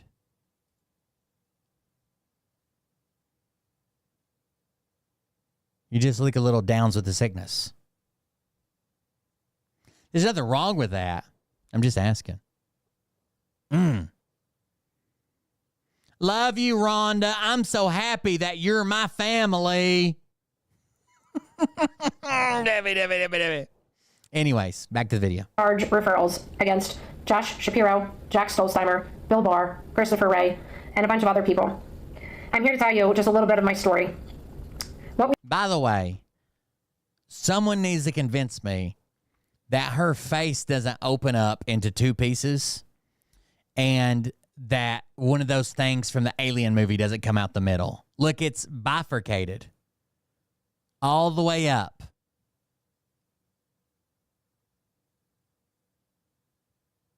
There could be an alien in there for all I know.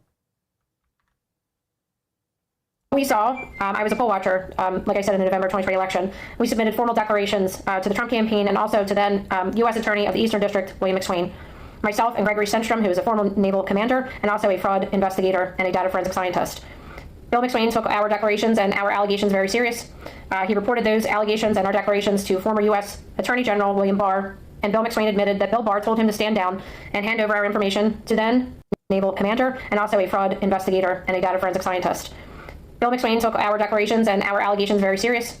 He reported those allegations and our declarations to... So Bill took our allegations to Bill Barr, and Bill Barr told him to stand down. You know what we call this? Hearsay. Right? Hearsay. You're claiming that you had all this evidence, all this good shit, and you gave it to this guy named Bill. He went to fucking Bill Barr, and Bill Barr said, stand down. Really? Because Trump fired Bill Barr for not going along with his election bullshit conspiracy. So why didn't you take it to the next guy? Former U.S. Attorney General William Barr, and Bill McSwain admitted that Bill Barr... Dude, have you heard?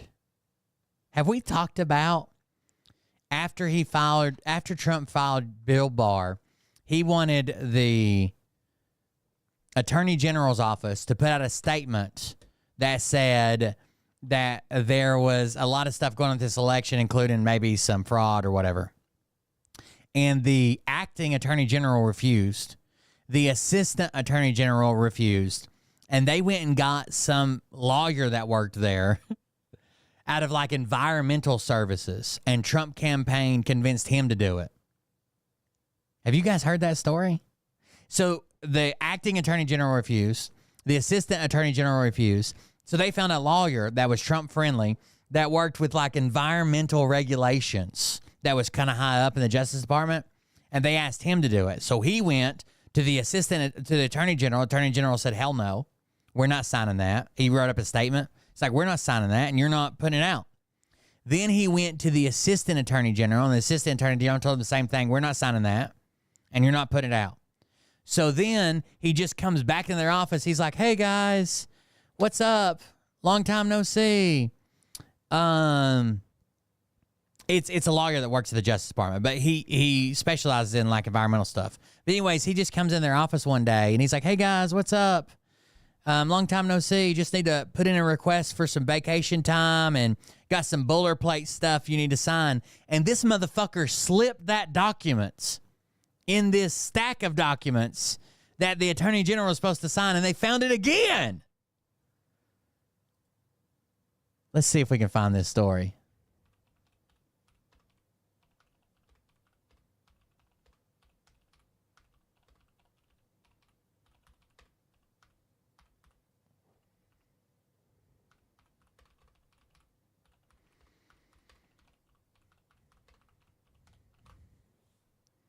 Jeffrey Clark.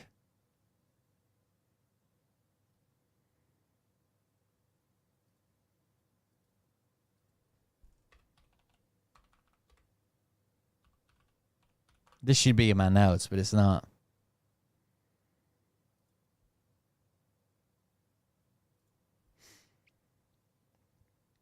Donald Trump hounded the Justice Department to pursue his false election fraud claims, striving in vain to enlist top law enforcement officials in his desperate bid to stay in power and relenting only when warned in the Oval Office of mass resignations, according to testimony Thursday, the House panel investigation Jan 6. 3 Trump-era Justice Department officials recounted persistent badgering from the president, including day after day of directives to chase baseless allegations that the election won by Democrat Joe Biden had been stolen. They said they swept aside each demand from Trump because there was no evidence of widespread fraud. Then band together when the president weighed whether to replace the department's top lawyer with a lower-level official eager to help undo the results. All while the Republican loyalists in Congress trumpeted the president's claims, and several later sought pardons from the White House after the effort failed and the Capitol was breached in a day of violence of the committee. The hearing, the 5th by the panel probing the assault on the Capitol, made clear that Trump's sweeping pressure campaign targeted not only statewide election officials, but also his own executive branch agencies. He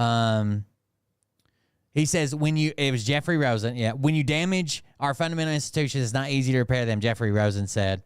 The acting attorney general in the final days of the Trump administration is Jeffrey Rosen.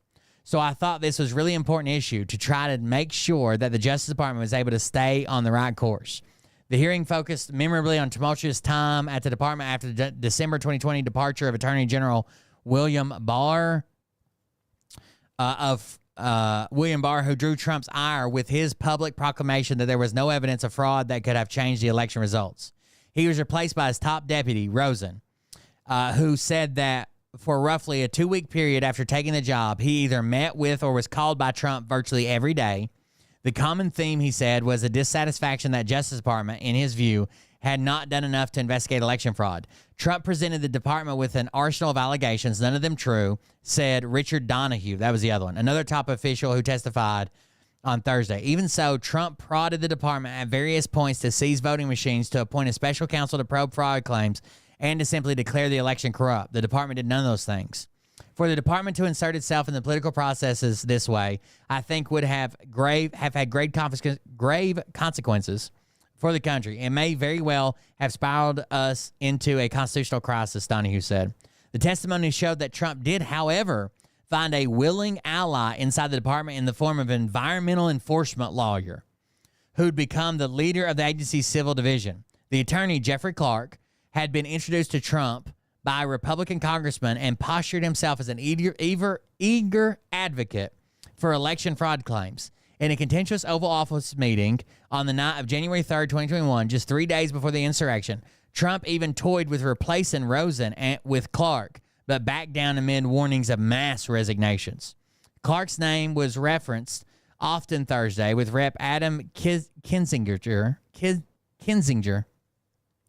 an Illinois Republican and committee member, deriding him as a lawyer whose sole qualification was his fealty to Trump and his willingness to do whatever the president wanted, including overthrow a free and fair Democratic election. A lawyer for Clark did not return a message seeking comment. Barely an hour before the hearing began, it was revealed that federal agents on Wednesday had searched Clark's Virginia home, according to a person familiar with the matter. It was not clear what agents were seeking. The latest hearing centered on less on the violence at the Capitol and the legal push, blah, blah, blah. In one of the phone conversations, according to a handwritten notes taken by Donahue and highlighted at Thursday's hearing, Trump directed Rosen to, quote, this is his own notes while on the phone with Trump, just say the election was corrupt and leave the rest to me and the Republican congressman. Around that time, Trump was connected by Republican Congressman Rep. Scott Perry of Pennsylvania to Clark, who joined the department in 2018 as its chief environmental lawyer and later sat about aiding efforts to challenge the election results. At one point, Clark presented colleagues with a draft letter pushing Georgia officials to convene a special legislative session on the election results. Clark wanted the letter sent, but the Justice Department superiors refused. Clark was not among the hearing witnesses. He earlier appeared in private before the committee, though lawmakers Thursday played a videotaped deposition showing him repeatedly invoking his constitutional right against self-incrimination in response to questions. Perry's name surfaced later in the hearing when the committee played videotaped statements from Trump aides saying he and several other Republican members of Congress sought pardons from the president that would shield them from criminal Imagine going to the president and saying, yeah, we'll do this for you, but we're going to need pardons, bro. How can you justify that as being right or doing the right thing? Yeah, we'll do it, but we're going to need pardons.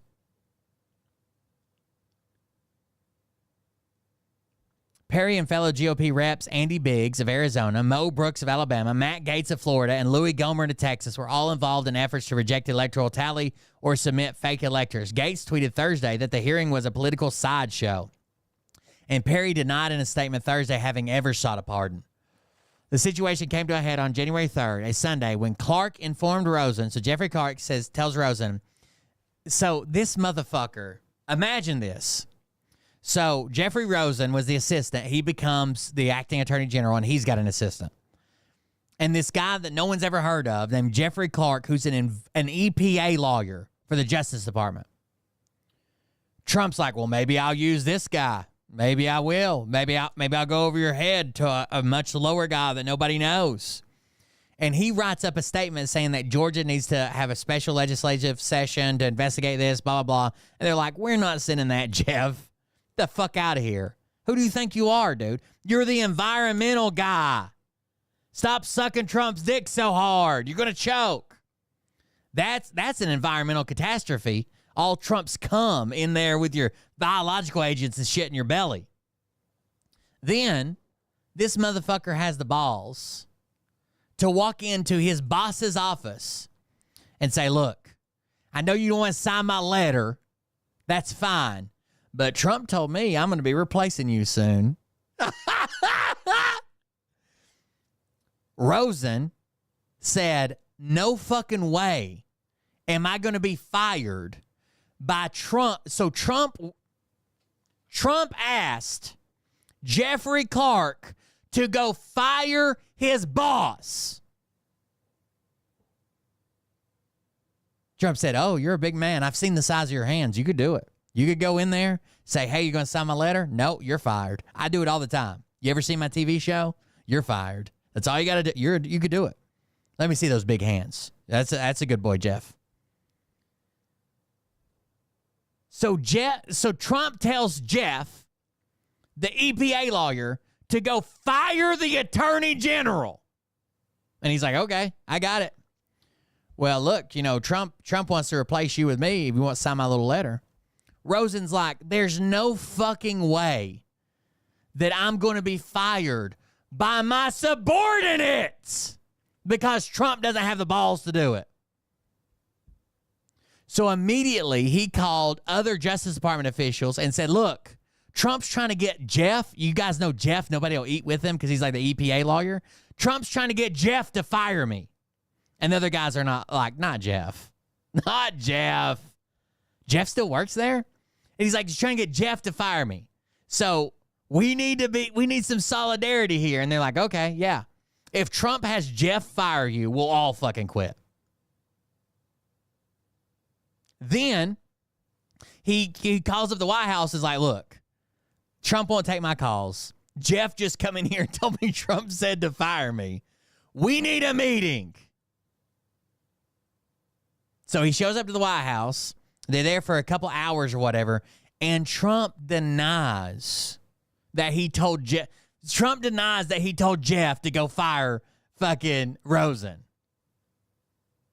It says it was a meeting centered on whether Trump should proceed with plans for a radical leadership change. Clark was present, as were Donahue, Stephen Engel, and a Rosen ally, and senior Justice Department officials who also testified Thursday.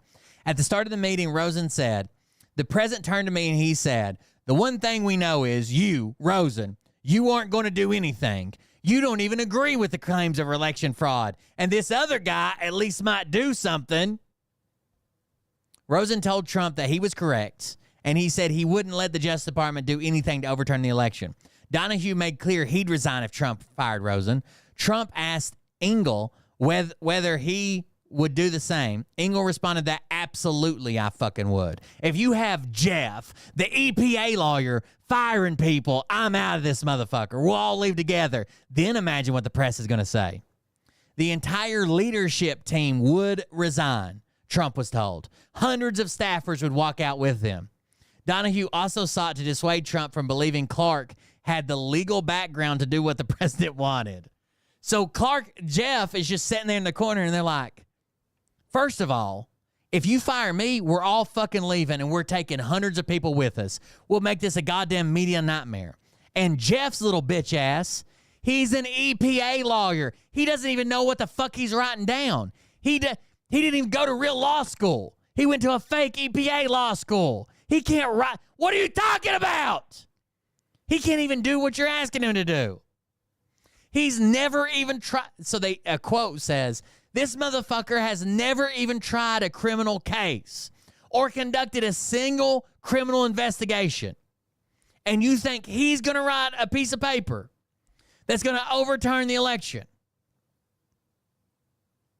He's telling you that he's going to take charge of the department, 115,000 employees, including the entire FBI, and turn the place on a dime and conduct a nationwide criminal investigations that were produced results in a matter of days, because we were days away from the certification at that point. It is impossible. It's absurd. It's not going to happen. It's all going to fail. Best of luck, Jeff. See you, Trump.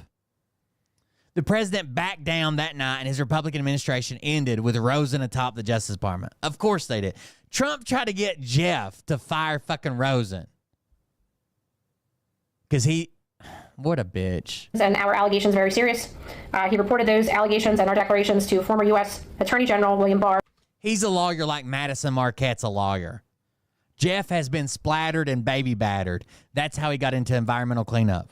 And Bill McSwain admitted that Bill Barr told him to stand down and hand over our information to then Pennsylvania Attorney General Josh Shapiro. Josh Shapiro. So he said, stand down. If you got some, so Bill Barr knows that the election wasn't fraudulent. So he's like, I don't want your shit. There's no proof here anywhere. This lady's just claiming that she was at a big building.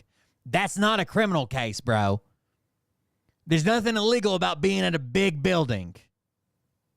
So then that happens, right? So he says, if you've got evidence, you don't bring it to me, you take it to your state's attorney general. That was Ben Shapiro at the time, or Josh Shapiro. I always say Ben. We have been a victim of Josh Shapiro. As Josh Shapiro took that information, obstructed investigations, and sent 2 special agents to my front door on November 17th, 2020, in order to intimidate and try to harass myself, Gregory said. But did they? If they're investigating your claims and the agents show up to ask you questions, that's intimidation? Imagine calling 911 and saying, my car's been stolen. I need to file a police report. And the police show up and you slam the door in their face and tell them that they're intimidating you. What the fuck is going on? From and Joe Driscoll. These are all facts. I am a real person. I have a family. I am a business owner. And I came forward to try to keep the integrity into our elections. I later on became an alternate. Thanks, Dr. J. I appreciate it. Trump in Pennsylvania. We also have filed multiple lawsuits and actually were co-defendants with President Trump in the Philadelphia case, Savage v. Trump et al. So she claims that they won this. It was just dropped with the immunity stuff, right? It was the fake slate of electors. And she acts like she's real good friends with Trump. The only reason she's even on the slate of electors is there was another guy there that was like a Republican representative that was supposed to be part of this fake, you know how Trump put his own electors in illegally, by the way? That guy didn't show up the day, and she just happened to be standing there and like, we need a name, we need a body, somebody stand here. And she hopped up. It's like, I'll do it. Do I have to get on my knees now or later? We won that case. We were offered settlement, and we were told that we could leave behind President Trump and Mayor Giuliani, and we declined. We said we were going to go to a jury trial. And of course we won. They capitulated. They didn't capitulate. They dropped the case. Right. It's part of, when the immunity shit come out, they drop those cases. We have multiple lawsuits still pending. One of them is the last remaining lawsuit from the November 2020 election. It is the whistleblower case, of which we did a sting operation with a whistleblower inside of Delaware County Bureau of Elections, and we caught them not only fabricating return sheets, but also spoliating evidence and also committing election fraud. These are felonies. That case has been stalled for a long time, which is not surprising, but we also found in the meantime, and have also filed these criminal charge referrals to show that the federal, state, and county law enforcement had obstructed the investigation into our claims and never have done a single forensic audit or a forensic investigation of the videos from the whistleblower. It has been pure hell, to say the least. We've been So they claim they have a whistleblower, and this whistleblower's got it all. sanctioned 7 times. They've come after our firearms. They've come after our free speech. They come after our families and businesses, and we have made personal sacrifices If the screen's ever frozen, just refresh. we will never be able to regain. I just want to say something to all of you out there. I am a Christian. I'm a proud Christian. I put on my full armor of God, and it is fucking time. So the Savage case is this. So she was named in that case because she was one of the fake slate of electors. It says, here's the ruling. A Pennsylvania state judge ruled Monday that an election worker cannot sue former President Trump over statements he made sowing doubt in the 2020 election results while in office, finding the statements are protected by presidential immunity. Philadelphia County Court of Common Pleas Judge Michael Erdos said Trump. Now, she claims they capitulated. Philadelphia County Court of Common Pleas Judge Michael Erdos said Trump's immunity covered a tweet he issued and comments he made remotely from the White House during a Pennsylvania State Senate committee hearing in November 2020. The statements made without evidence claim fraud in Pennsylvania's election tabulations. Quote, other legal proceedings may examine the propriety of his statements and actions while he was president and whether, as the plaintiffs in this and other cases contend, it was this conduct which served as the actual threat to our democracy. But this case is not the proper place to do that. So here, Trump is entitled to presidential immunity. James Savage, a Pennsylvania voting machine supervisor in the 2020 election, filed 2 lawsuits, which have since been consolidated, alleging that Trump, Rudy Giuliani, 2 poll watchers, and others conspired to defame him. Savage says their statements led him to receive death threats and suffer 2 heart attacks, but they gave Trump immunity on the thing, right? And Trump was the big fish. They were just named because they were part of it. For you all to stand in the gap and fight for your republic. Prayers are not.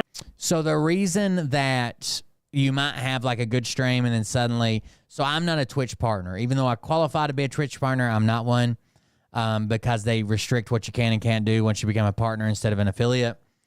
So I only get preferential encoding. So I do all my stuff at 1080p 30, but let's say your connection slows down some or somebody calls or there's a lot of people on the internet. What typically would happen like on YouTube is it would just lower the quality, but your video still plays, right? Twitch doesn't have enough encoding to do all that for all the streams that are going. They can't lower everybody's bit rate and have people at different qualities. So I don't get it. So if like bigger streamers come on, they get first. They get the lower quality settings first, and mine won't. Even if you select a lower quality, it doesn't mean you're going to get it. So that's why it freezes suddenly. And sometimes the stream will work fine, sometimes it won't. But if someone with a few million viewers comes on or 100,000 viewers, that might just knock me out of it. Enough. It is time to get yourself involved. And the way that we fight for this republic is through the courts. Now, for those of you that do not know, people like myself that come from Delco, Delaware County, Pennsylvania, we are tough as fucking nails. We are blue-collar people, and we love our country. Now, Josh Shapiro, you picked the fight with the wrong fucking person. So she's from Delaware County, Pennsylvania, because even Steve Bannon, when he interviewed her, he's like, oh no, I'm sorry, it's a local news maybe, was like, tell us what happened in Delaware. And she's like, Delaware County. I'm telling you that right now, and it will be my life's work, making sure that you are held accountable in a court of law. No violence, no threats. But I guarantee you, someone will come forward, and they will have the courage to put you in jail. More people, because of our work, have come forward courageously. Whistleblowers, Hadassah Feinberg, Sean Connery. She's tough as nails! And others who have exposed Josh Shapiro for the absolute communist piece of shit that he is. I please beg of you to go to joshshapirofraud.com. Somebody the other day made the argument that calling somebody so you know how the right calls Trump like a Nazi, that calling somebody a communist is worse. And here's how they made the argument. Because the Nazis existed, did their thing, and they did horrible things, and nobody's downplaying that.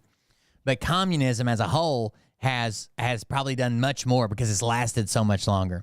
Not to mention that communism is a much more recent threat. There are people that grew up with like Cold War fears that the commies are going to take over and they're going to do this, and Russia, and that's been ingrained in them. And it's a much longer time frame to think back to Nazis versus, the Cold War and communism. That if people say like, oh, well, they called them Nazis. Well, they call us communists all the fucking time. Anybody they don't agree with. And that's a much more relevant, real, and at least in time frame, a much closer threat than what it was. He is implicated in many criminal activities. He is being picked for a reason. Oh, I didn't remember who said it. I just heard it. VP because he is on his way to 2028 to become the president. I am begging all of you to please follow my account right here on X, Leah Hoopes, Hoopes. Also, we are asking all of you to please spread the word and show our documentary that is sitting on my X account, which shows the fraudulent activity that they obstructed the investigations into from Delaware County, Pennsylvania, Leah Hoopes. on the November 3rd, 2020 election. President Trump, I want to thank you for being the greatest whistleblower and the shield to our republic. I stand behind you. We all stand behind you. And Leah Hoopes. Now, to the rest of the people, no matter who sits in that White House, it is up to us to save this republic. Us, the people. And it is Listen to this weird threat at the end. way past time for us to be holding these people accountable in a court of law, exposing them, shaming them, and saving this republic. My prayers go out to all of the people that were victims on July 13th, 2024, to the political prisoners that are rotting inside of a jail cell, and I pray for our country. I'm not going anywhere. You will not intimidate me. You will not try to harass me, or nothing is going to faze me at this point and stop me from saving this republic. I ask you to please share this video. Share it far and wide. I ask you to please talk to other people, be honest, and stand in the gap with the rest of us. Wear your MAGA hats, your American flags, proudly. There is nowhere else to go if this country falls. Put on your armor of God, pray, and act. It is time. God bless you all, and God bless these United States. Oh, maybe she already said the threat, but there you go. So in this video, she mentions her documentary. First of all, she says that there's multiple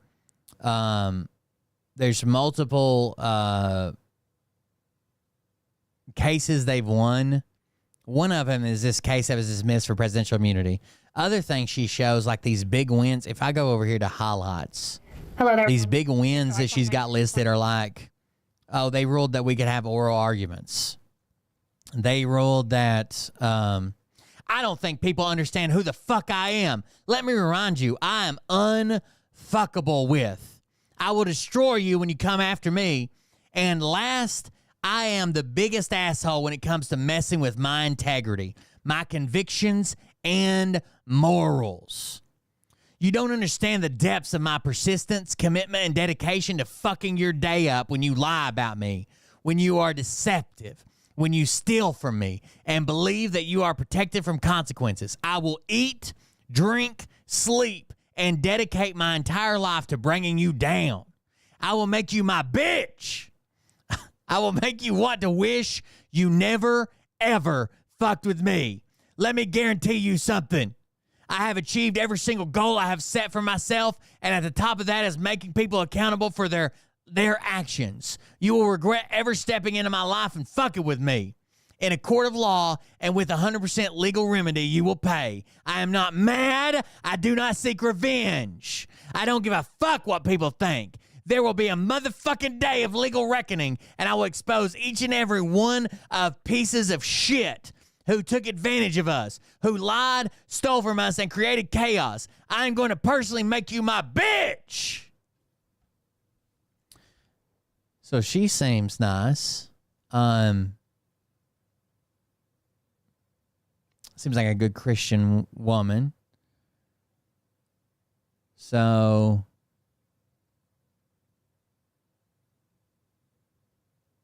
anyways, if you go to some of her wins, I was scrolling through her highlights earlier, like this, another win. I won my appeal, and this appeal is to make sure that the county turns over documents she's requesting within 90 days or some shit, right? Like that's not a win. Like that's just fucking boilerplate shit, right? The county's like, well, we usually have 180 days, and they're like, no, I want you to give it to her within 90 days. Okay. One in courts. To election fraud, investigations, forensics, and so forth. That's her and her buddy that wrote the book together. Facts lead you. You don't. And what you're saying there is, what the facts are, is that this is on Lindell TV. There was an interagency, the Joe Huff Show effort, conspiracy to obstruct federal investigations into election fraud, massive election fraud. And what we had in 2020 was, I could say this today, I think I would have been more circumspect in 20.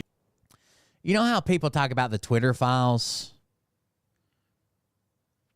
Do you know that Republicans made so many requests for takedowns that they had their own special file and matrix that was put together? And also, the only request from a government agency to take down a specific post was a Republican requesting it? 2020, but I can say today with great veracity, gravitas, that it was a coup. And Bill Barr was at the center of that coup among the Bill Barr did it. Called the Council, the SIGI, which includes the Inspector General Horowitz, and includes the FBI and deputy directors of the FBI, Christopher Wray now, and then it included the U.S. Attorney Generals, which was Barr, then Rosen, and now Merrick Garland. So these people are obstructing these investigations. They retaliate against witnesses. We took all the evidence that Leah just mentioned, filed a disclosure with Jim Jordan and the House Judiciary Committee last July. Very, very detailed, substantiated, specific charges and allegations. I think I provided them to Joe's staff last night. I don't know if he has them, but we'll be posting them later today. Most recently, after 3 years. She seems to be very active in this conversation. Investigation, again, that Leah and the group of people we work with conducted, and in response to court cases, discovery, subpoenas, right to knows, FOIAs, we submitted formal charges to the Pennsylvania Attorney General, who is now Michelle Henry. Again, former what? Discovery, subpoenas, right to knows, FOIAs. We submitted formal charges to the Pennsylvania Attorney General, who is now Michelle Henry, against Governor Shapiro, who is the former Pennsylvania Attorney General. These are specific criminal charges and violations. Who can't bring formal, I can't even talk after the way he said charges. Who can't bring formal charges against somebody? Formal criminal charges. Who can't bring formal criminal charges against somebody? Private fucking citizens, bro. What do you mean you filed criminal charges against Ben Shapiro? Who the fuck are you, dude?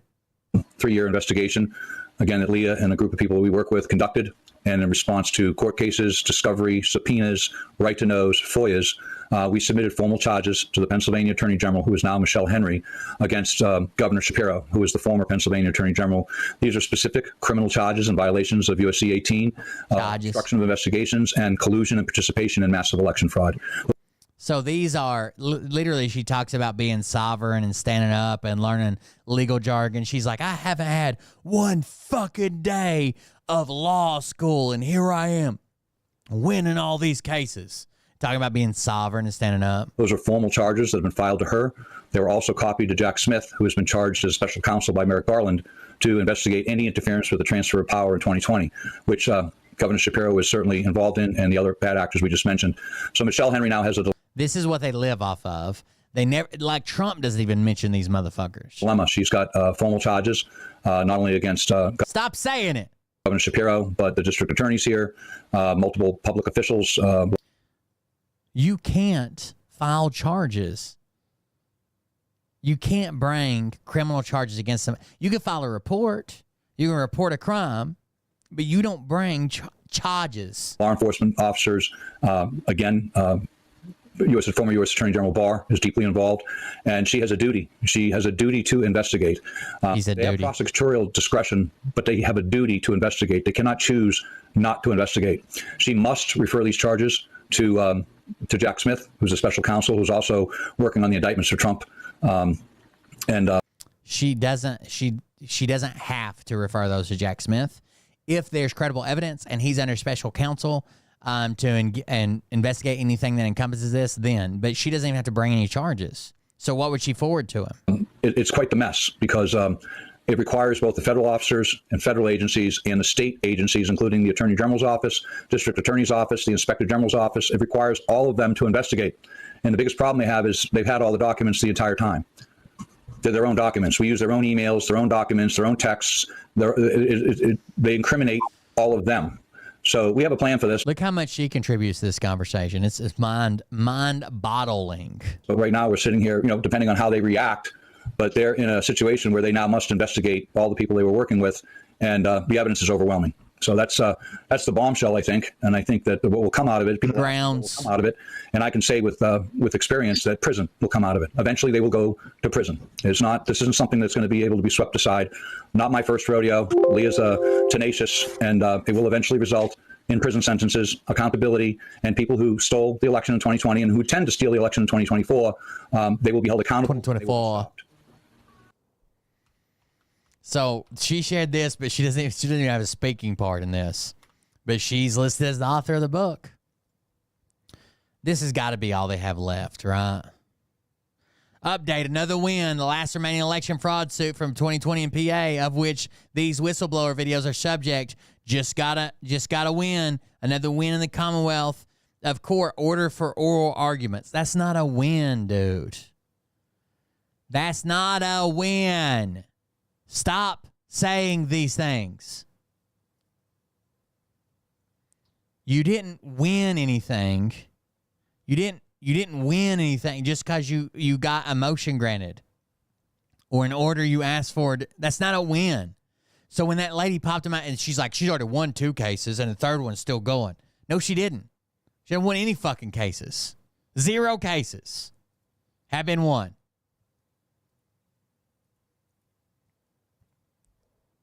Anyways, she says in her video, watch the documentary. And I guess this is it. We'll slow it down for everybody. I know everybody's not got superhuman hearing like I do, but here we go.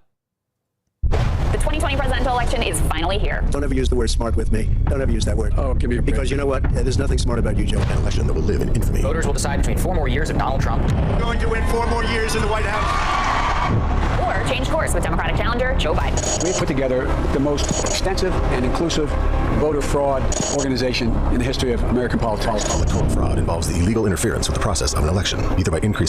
I think everybody understands when he was asked, how do we make sure it's a fair election and nobody's cheating?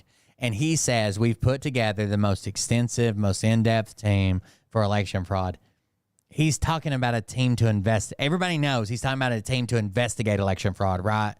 No one thinks he genuinely went on a radio show and is like, we got the biggest team. We're going to cheat like crazy. How do we stop cheating? By cheating. We got the best cheating team. Like, everybody knows that's not like what he was talking about. Increasing the vote share of a favored candidate, depressing the vote share of rival candidates, or both. I have to work straight, Jack. On election night, President Trump was winning in key swing states. To win the 2020 election, Biden would have to flip these 6 states from red to blue. Arizona, Georgia, Michigan, Nevada, Wisconsin. Not flip them from red to blue. They were so far leaning red. They weren't called red and needed to be flipped completely. Trump was leading in these states. That's the easiest way to put it. In Pennsylvania, no incumbent president has ever gained votes on re-election and lost. In 2020, Donald Trump gained over 10 million new votes. The Fox News Decision Desk can now project that former Vice President Joe Biden will win the state of Wisconsin. This is a big development. Yeah. The Fox News Decision Desk is calling Arizona for Joe Biden. Then something unprecedented happened. The counting stopped.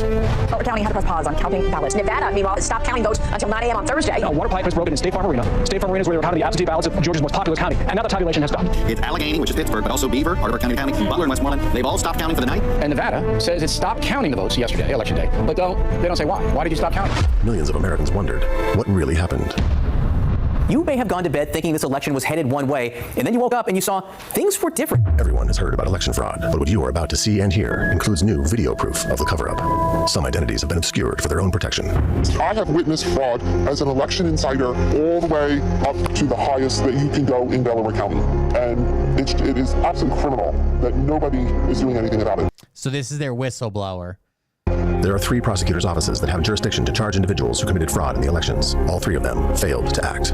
Delaware County DA Jack Stolzheimer, Pennsylvania Attorney General Josh Shapiro, U.S. Eastern District Attorney William McSwain. Stolzheimer prosecuted small-time Republican fraud. Shapiro denied all evidence of fraud. They've alleged fraud where there isn't any. They've spun these ridiculous conspiracy theories. Even worse, declared days before Election Day that Donald Trump could not win the election. And after the election, William McSwain wrote a letter to Donald Trump calling the Pennsylvania election a partisan disgrace, saying that the state Supreme Court made up their own rules and did not follow the law. At the end of the letter, McSwain said he was told to pass along any serious fraud allegations to the state Attorney General, the same Attorney General who had already declared that Trump could not win. An infantry officer in the Marine Corps, William McSwain took an oath to protect and defend the Constitution of the United States against all enemies, foreign. Why would a person that's from the other political party say Trump won't win, does that mean I'm ensuring that he won't win? Does that mean I'm going to do something illegal to make sure he won't win? Does that mean that we're already cheating and we know that he can't win because we're swapping out all the votes? Or do you think that he was just being like, oh, Trump won't win? The same way that many Republicans said Biden won't win. Correct? Am I right or am I right, chat? Of course I'm fucking right. What's wrong with y'all? Dicks? Nobody was going to answer? I see how it is. And domestic, and to bear true faith and allegiance to the same. He had duty to his country to investigate election fraud reported to him, but he failed to investigate, failed to preserve evidence, and failed to timely resign so the DOJ could assign a new attorney to follow the Constitution and investigate election fraud. The following happened at a Bethel Township poll station, located in a highly conservative retirement community. The scanner was reversing ballots. So it reversed the ballots. Here she is. This is her and her documentary. Against all enemies, foreign and domestic, and to bear true faith and allegiance to the same. He had duty to his country to investigate election fraud reported to him, but he failed to investigate, failed to preserve evidence, and failed to timely resign so the DOJ could assign a new attorney to follow the Constitution and investigate election fraud. The following happened at a Bethel Township poll station, located in a highly conservative retirement community. The scanner was reversing ballots. So it reversed the ballots, I would say at least like anywhere between 50 and 70 votes. In what time period? Within the first hour. So this is a claim that she never made in front of Congress, but now she's saying the scanner was reversing ballots. They would put it in and it would say this and say, but didn't we hear about this and it was actually fixed like almost immediately? Wasn't this like how our system's supposed to work? That the ones that were scanned for Biden were actually showing up Trump and Trump was showing, but wasn't that fixed like almost immediately? And then they checked and rechecked and checked again and checked and rechecked and checked again and everything was right? But it's sudden. It's weird that it just pops up that she witnessed this, but she didn't say that to Congress, did she? Problem last. The entire day. So the person that identified the problem was the voting machine warehouse supervisor, James Savage. He arrived to our precinct about 2.5 hours after we opened, and he told us that the ballot barcodes were deformed. So when he arrived with 3 other gentlemen, and when they arrived at the poll to try to address the situation. By the way, this is the lawsuit. This is the guy that was suing them for spreading all this misinformation about him, and he got death threats, and his family had to move, all that shit. He did not troubleshoot anything. He just made a statement, and he did not replace anything, and there was no work done on any of the scanners. Jim Savage has been a high-level Democrat operative for years. He was vice chair of the Delaware County Democratic Party, vice president of the Philadelphia AFL-CIO, and even a DNC delegate. He's worked for everyone, from Obama to Bernie Sanders, publicly boasting that all he wanted for Christmas was Donald Trump and handcuffs. And now he's in charge of Pennsylvania's voting machines. When I was there on November 5th, I observed Savage walking into the counting center in the Wharf in Chester, unaccompanied. He had a plastic bag in his hand that was unsealed. He had gone into the back room, and then he came back out, and that is when he had the oh my goodness. in his hand, and I watched him stand over top of a gentleman with white hair. He was a heavyset gentleman with a light blue shirt on. He had asked him to log into the computer system, which was the tabulation area. And by the way, Greg Stenstorm claims that even though he wasn't there, he claims that this guy went into a back room with something called a V drive, plugged it into a voting machine, and flipped over 50,000 votes.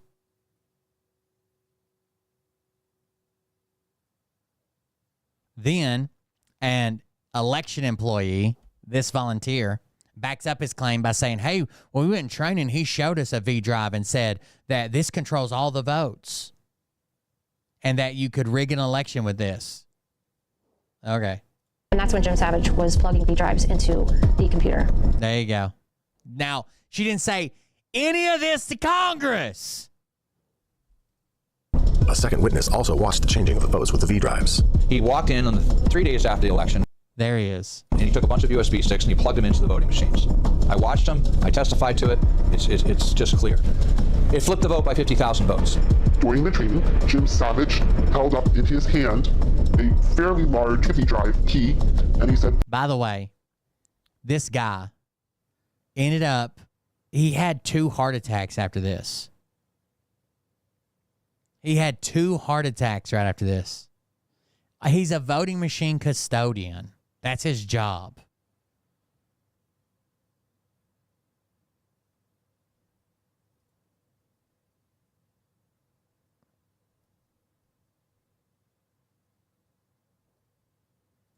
This is extremely important. This controls all of the votes. This controls how the machine runs. You can change an election with this. There's 428 precincts in Delaware County. 428 precincts are supposed to have a thing called a return sheet. It is the ground truth for what happened in the election. A return sheet in Pennsylvania tells you that you received X amount of blank provisional ballots, actual ballots, how many spoiled ballots that you have. You write how many votes that were in person, and then all of the numbers add up. And just like a checkbook, everything has to add up. And out of 428 precincts, over 200 did not fill out the return sheet or properly fill out the return sheet. They did not or did not properly lied under oath, and they certified a vote that they knew was fraudulent. In the spring of 2021, a right-to-know request was filed for the return sheets and voting machine tapes for all of Delaware County. Pennsylvania's right-to-know law, or FOIA, provides that any person has the right to request access to records, and all public bodies of government are required to disclose them. I can tell you that that FOIA request was not 100% met. Maybe they got 50% of the information that was requested in the FOIA. If that, they would ask for the front. This is just a fucking person saying that. How?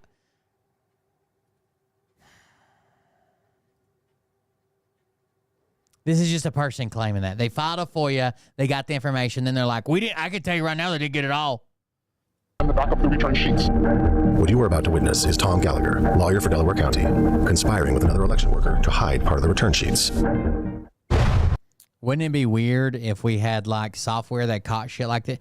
You can't just go to a voting machine and flip 50,000 votes and not expect to get caught, right?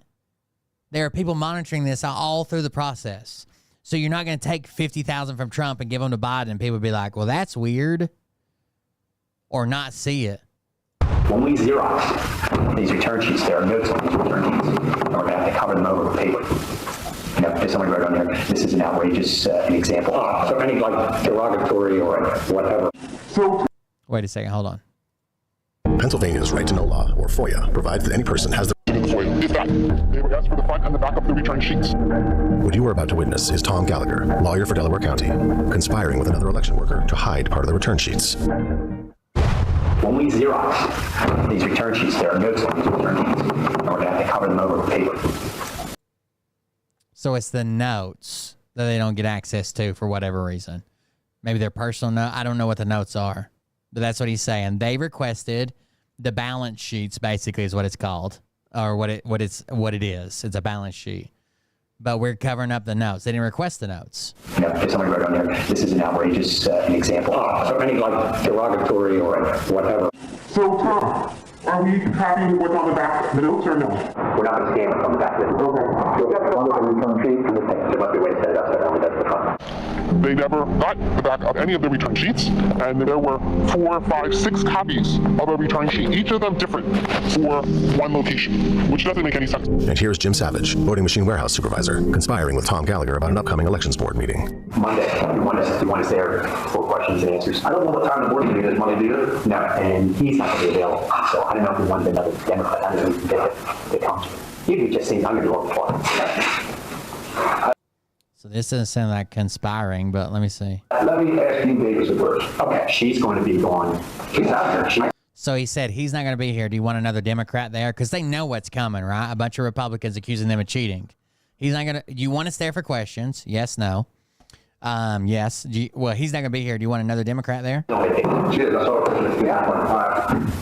just need a warm body. I just need a warm body. They don't want to be outnumbered. Is that conspiring? Here's Tom Gallagher again, lawyer for Delaware County, destroying voting machine tapes to bypass the right-to-know request. And let them try to figure out what we did. Wait a second. So we get in the middle of a conversation, he says, and let them figure out what we did. That's what we get? Mom, why do you have to rip it up? Makes you feel better?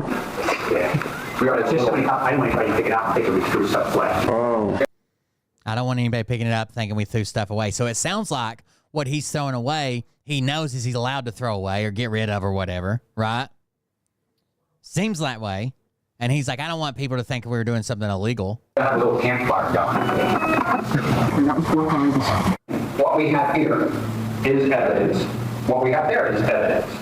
Right? Let them figure that out. Yes, but what I don't understand, and this makes... This is the election worker, the one that has the camera here recording them all. It's the election. It looks like it's in her coffee cup, but this is the one that they're hiding her face. So they know who she is now. Obviously, he's the only one in the room with him too. Is why tapes are being thrown away. So what? No, you guys have been throwing away tapes. So what tapes are you throwing away? Like why? You don't have to identify it. There's no way they could, But it's been that way since the November election, so why would you throw anything away since you have to save it for 22 months? Let's put it this way. Yes, there are tapes that are being tossed, but they are of no audit value. So they're just throwing away old stuff or stuff they didn't record or something like that. He's like, they have no value. They're trash. Oh, no. So you could make the argument they need to even sell this, but if they were fucking blank or misprints or something crazy, why does it matter? Somebody's got to prove that what they did was actually wrong, not that they were doing stuff that they thought they were supposed to be doing.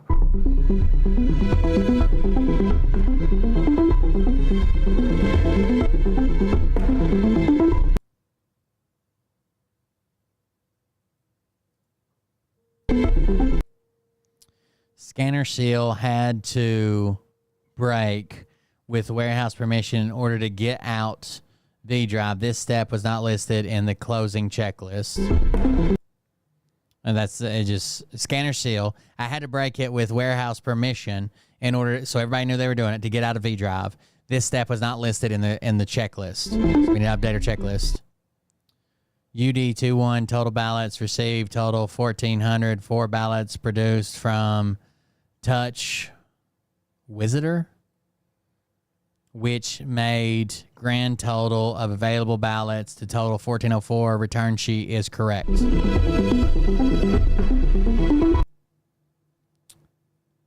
Something indicated 300 ballots received, total ballots scanned was 78.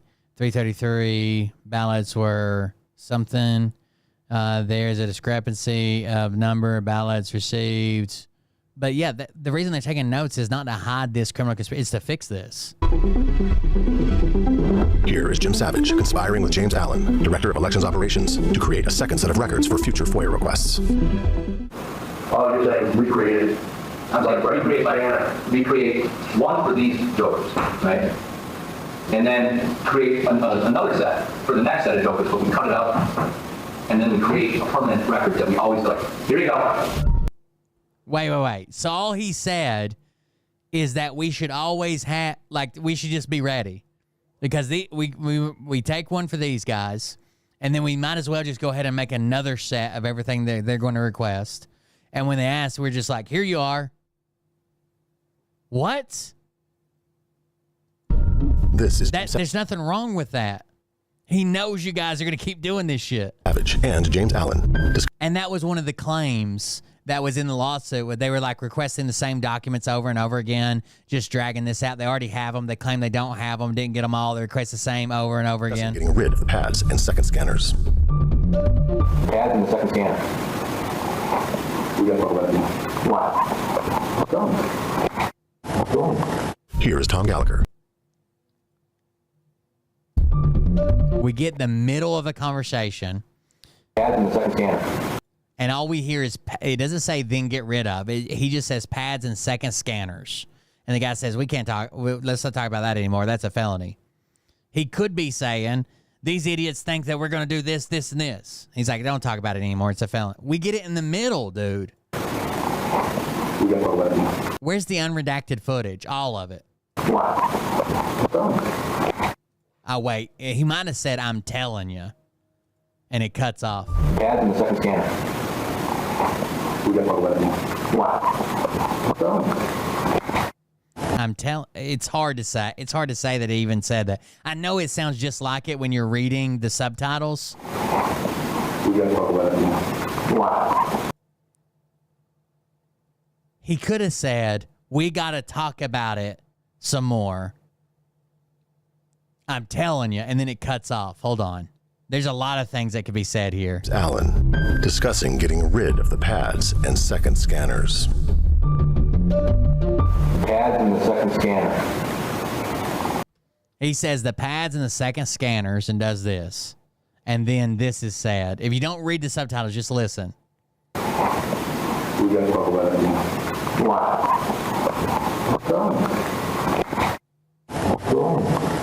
Here is Tom Gallagher. I don't even know if that's what he said. Handling with the whistleblower. They're on another team who just want to set us up to fail.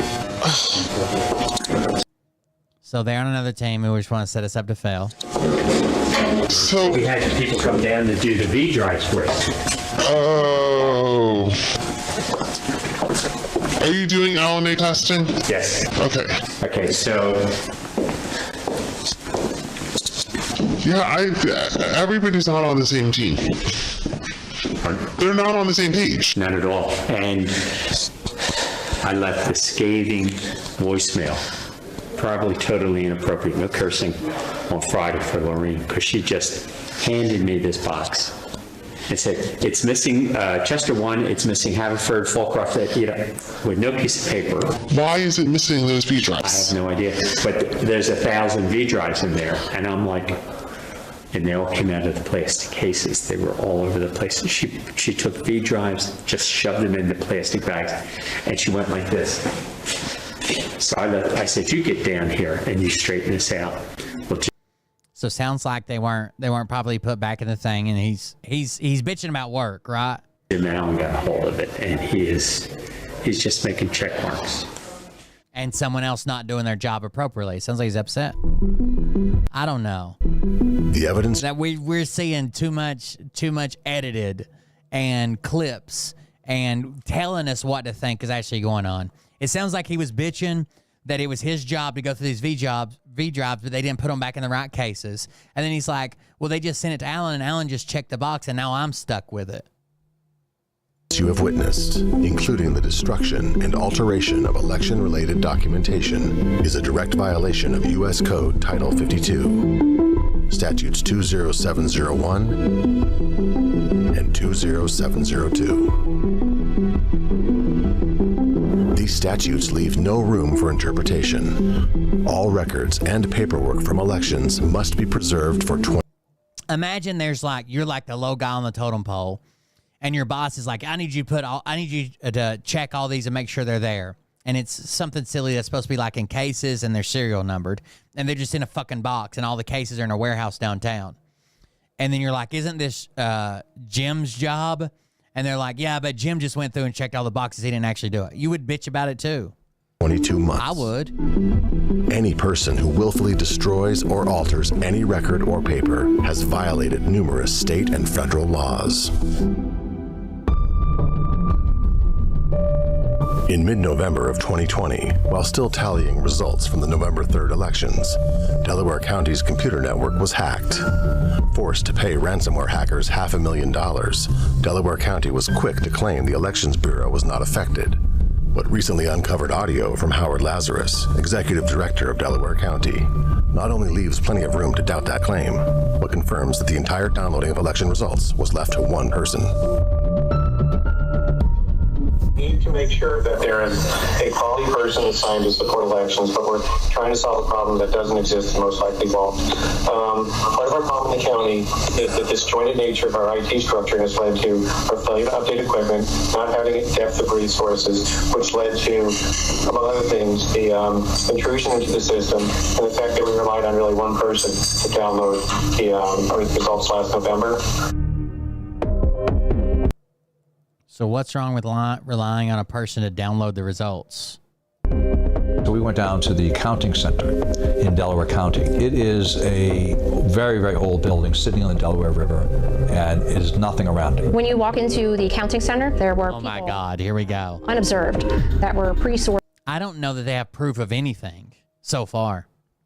These ballots. Once it left the ground floor, it went up an elevator to the first floor. This big area of all these it's like multi-million dollars worth of machinery. It's called a Blue Crest sorter. It takes envelopes, takes them in, examines the envelope, and it looks at a signature block, it looks at the address, it looks at the serial Make sure it's all filled out. number of the barcode.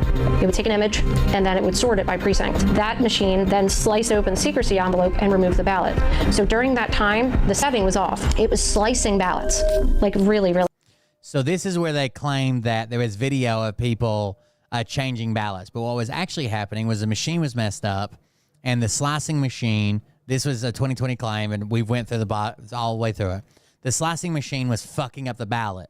Right? Instead of just slicing the envelope, it was slicing part of the ballot. So what they were doing is they assigned people to take one ballot out that wouldn't go through the machine and copy it over to a new ballot. That's the decision they made. The easiest way to resolve this for thousands of ballots, I guess, and fill out a new ballot.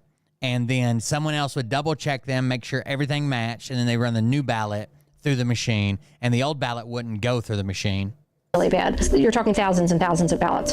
So then it caused it. I guarantee you don't have a count. I think they did. To go to an adjudication process. Then what they did was they took it in these red bins, and then they said that there was like a second observation area, and then they took it into the back. Multiple observation areas to make sure that this was done correctly. Back room. Well, you can't see what's going on, and I don't know what they're doing with those ballots. Nobody was allowed in that back room until we got the injunction. And there's a very interesting thing about the Blue Crest order, and the reason it's important. It takes an image and a picture of every single envelope. Barcode, person, signature. Those people should be in the SURE system. The SURE system is the election system for Pennsylvania. We got a phone call, and she said, Greg, they're gonna delete all the images. I was like, damn it. She's like, Greg, that's the evidence. Now, criminal law was the venue of the U.S. Attorney General, which is Barr, and in Philadelphia, in the eastern Pennsylvania, was the venue of U.S. So this is just a claim. Somebody called me and said they're going to delete all the evidence that they're cheating. Okay, hearsay. Attorney Billy McSwain. We get the forensic images. If we have those forensic images, we have the proof that we're going to need later. He didn't do it. Couldn't do it. I don't care who won. It was slicing ballots, like really, really bad. You're talking thousands and thousands of ballots. So then it caused it to go to an adjudication process. Is that what happened to her? She fell in the slicing machine? Then what they did was they took it in these red bins, and then they said that there was like a second observation area, and then they took it into the back room. Well, you can't see what's going on, and I don't know what they're doing with those ballots. So that's when that lawyer got them in the back room. Nobody was allowed in that back room until we got the injunction. And there's a very interesting thing about the Blue Crest order, and the reason it's important. It takes an image and a picture of every single envelope. Barcode, person, signature. Those people should be in the SURE system. The SURE system is the election system for Pennsylvania. We got a phone call, and she said, Greg, they're gonna delete. Why is it always a guy named Greg? All the images. I was like, damn it. She's like, Greg, that's the evidence. Now listen, a normal election, pre-Trump, we found discrepancies, right? We would find like these 6 people tried to vote without an ID. There was a double vote cast here. You know, there's always a low number of discrepancies. But what they're claiming is the greatest fucking discrepancy ever for any fucking U.S. election. And more people than ever have been trying to find it. And no one's found it yet. So instead of talking like 4 votes over here, 1 vote off there, 16 over here in this state, we're talking literally millions of votes, right? Millions of votes. And more before, people didn't even fucking care. They're like, oh, who won? Yeah, I figured. More people than ever are looking for it. And no one's found it yet.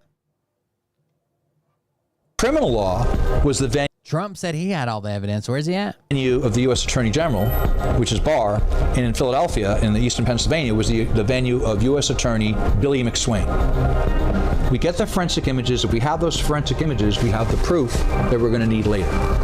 He didn't do it. Couldn't do it. I don't care who won. You don't have the forensic evidence. You don't have the custody sheets. You don't have the ballots. The proof sheets, which are required by law, which are the paper tapes, are gone and have been destroyed. The envelopes have been destroyed. The Blue Crest order, which took images of the evidence, have been destroyed. The only thing left with is ballots. We have evidence coming out of our ass that the election was fraudulent. No, you don't. You haven't shown any evidence that the election was fraudulent. So you're saying that the machine was fucked up, we have the ballots, counted the ballots, no discrepancies, everything checked out. We have evidence coming out our ass that machine was fucked up. Elections have... Very dishonest, and maybe he keeps a kid in his basement. With his ballots, we have evidence coming out of our ass that the election was fraudulent. He looks creepy as fuck, dude. I don't even like to make eye contact with him. We've seen what... Sorter, which took images of the evidence, have been destroyed. The only thing left with... He's wigging me out, dude. We have evidence coming out of our ass that the election was fraudulent. He just puts tampons in boys. Elections have consequences. We've seen what happens when presidential elections are stolen. But down ballot, city and state races often have the most immediate impact on our daily lives. I think the Board of Education and those sitting on the panels are thieves. It talks about oppressors and oppressed. That is damaging to every group of children. They're liars and they've committed treason against our children. From what children are taught in school to how our communities are policed, mandated, even how our criminals are prosecuted. Election integrity matters on every level. Yeah, I said it. Teachers Union. That's who you guys are. It's time to rise up and demand accurate elections.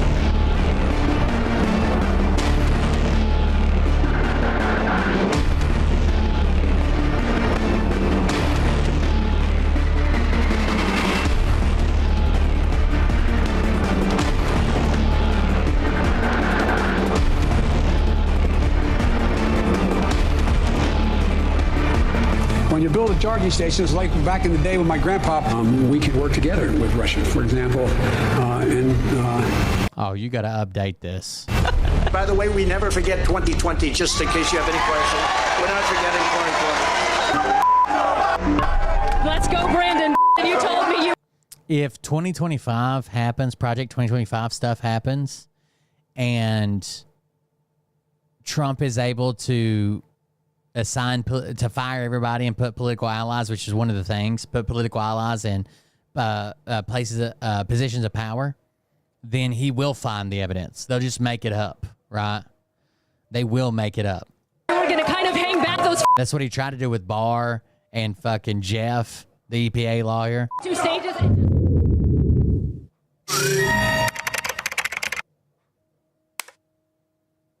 There you go, folks. There's her. Oh, go donate. $100. There's her documentary, everybody. Thank you very much. This is Leah Hoopes. Oh, shit, that was the wrong button. Leah Hoopes, boys. Leah Hoopes. I don't think they have evidence of anything, but there you go. I could make a compelling documentary, and if you just took everything I said, you'd be like, oh, well, Bigfoot's real, and he voted in the election. But we got to see something hard, some hard evidence compared to that, right? Not just your claims. I guess that's it for tonight. There you go. Patreon stuff tomorrow. The 2020 presidential... Thank you guys for joining us. Thanks for hanging out. Support the stream while we're offline. Coldbeer.fund, where you can make a public or private contribution if you'd like to. I think PayPal's the easiest way to make a private one. But thank you guys for joining us. I appreciate it. Thanks for being here. I'm going to hop off here and go get something to eat. I'm kind of hungry. And we'll see you about the next one. Love you. See you. Bye. Don't do anything Leah Hoopes would do, because it all seems to be bullshit.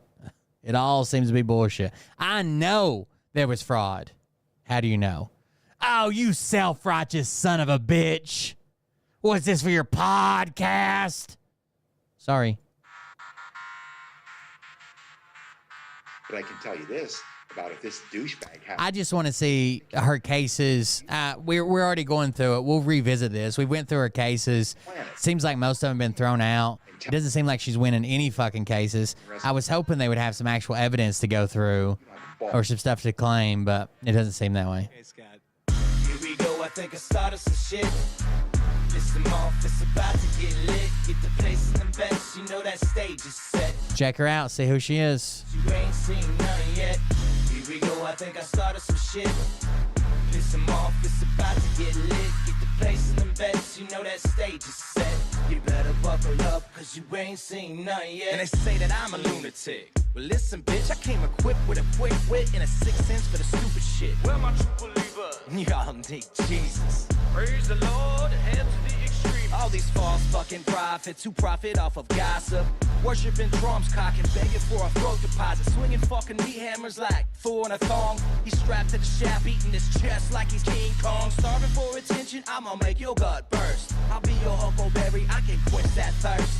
Baby eating lizard people, alien sex. What's next? Trump in a dress, fucking Flynn on his desk. A retard in a vest, climbing up 5G towers. Cause you told him if he did, he'd get fucking superpowers.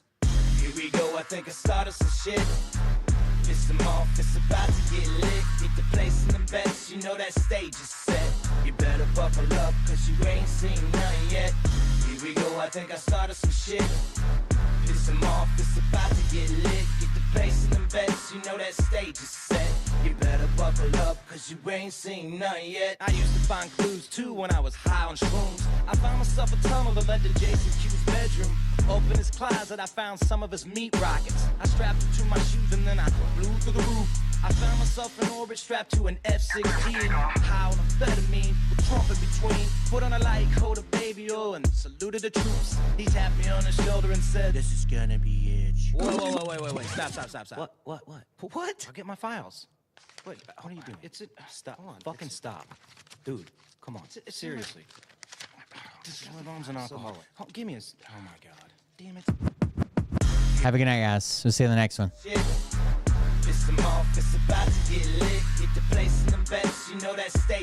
That's usually what I call them. 10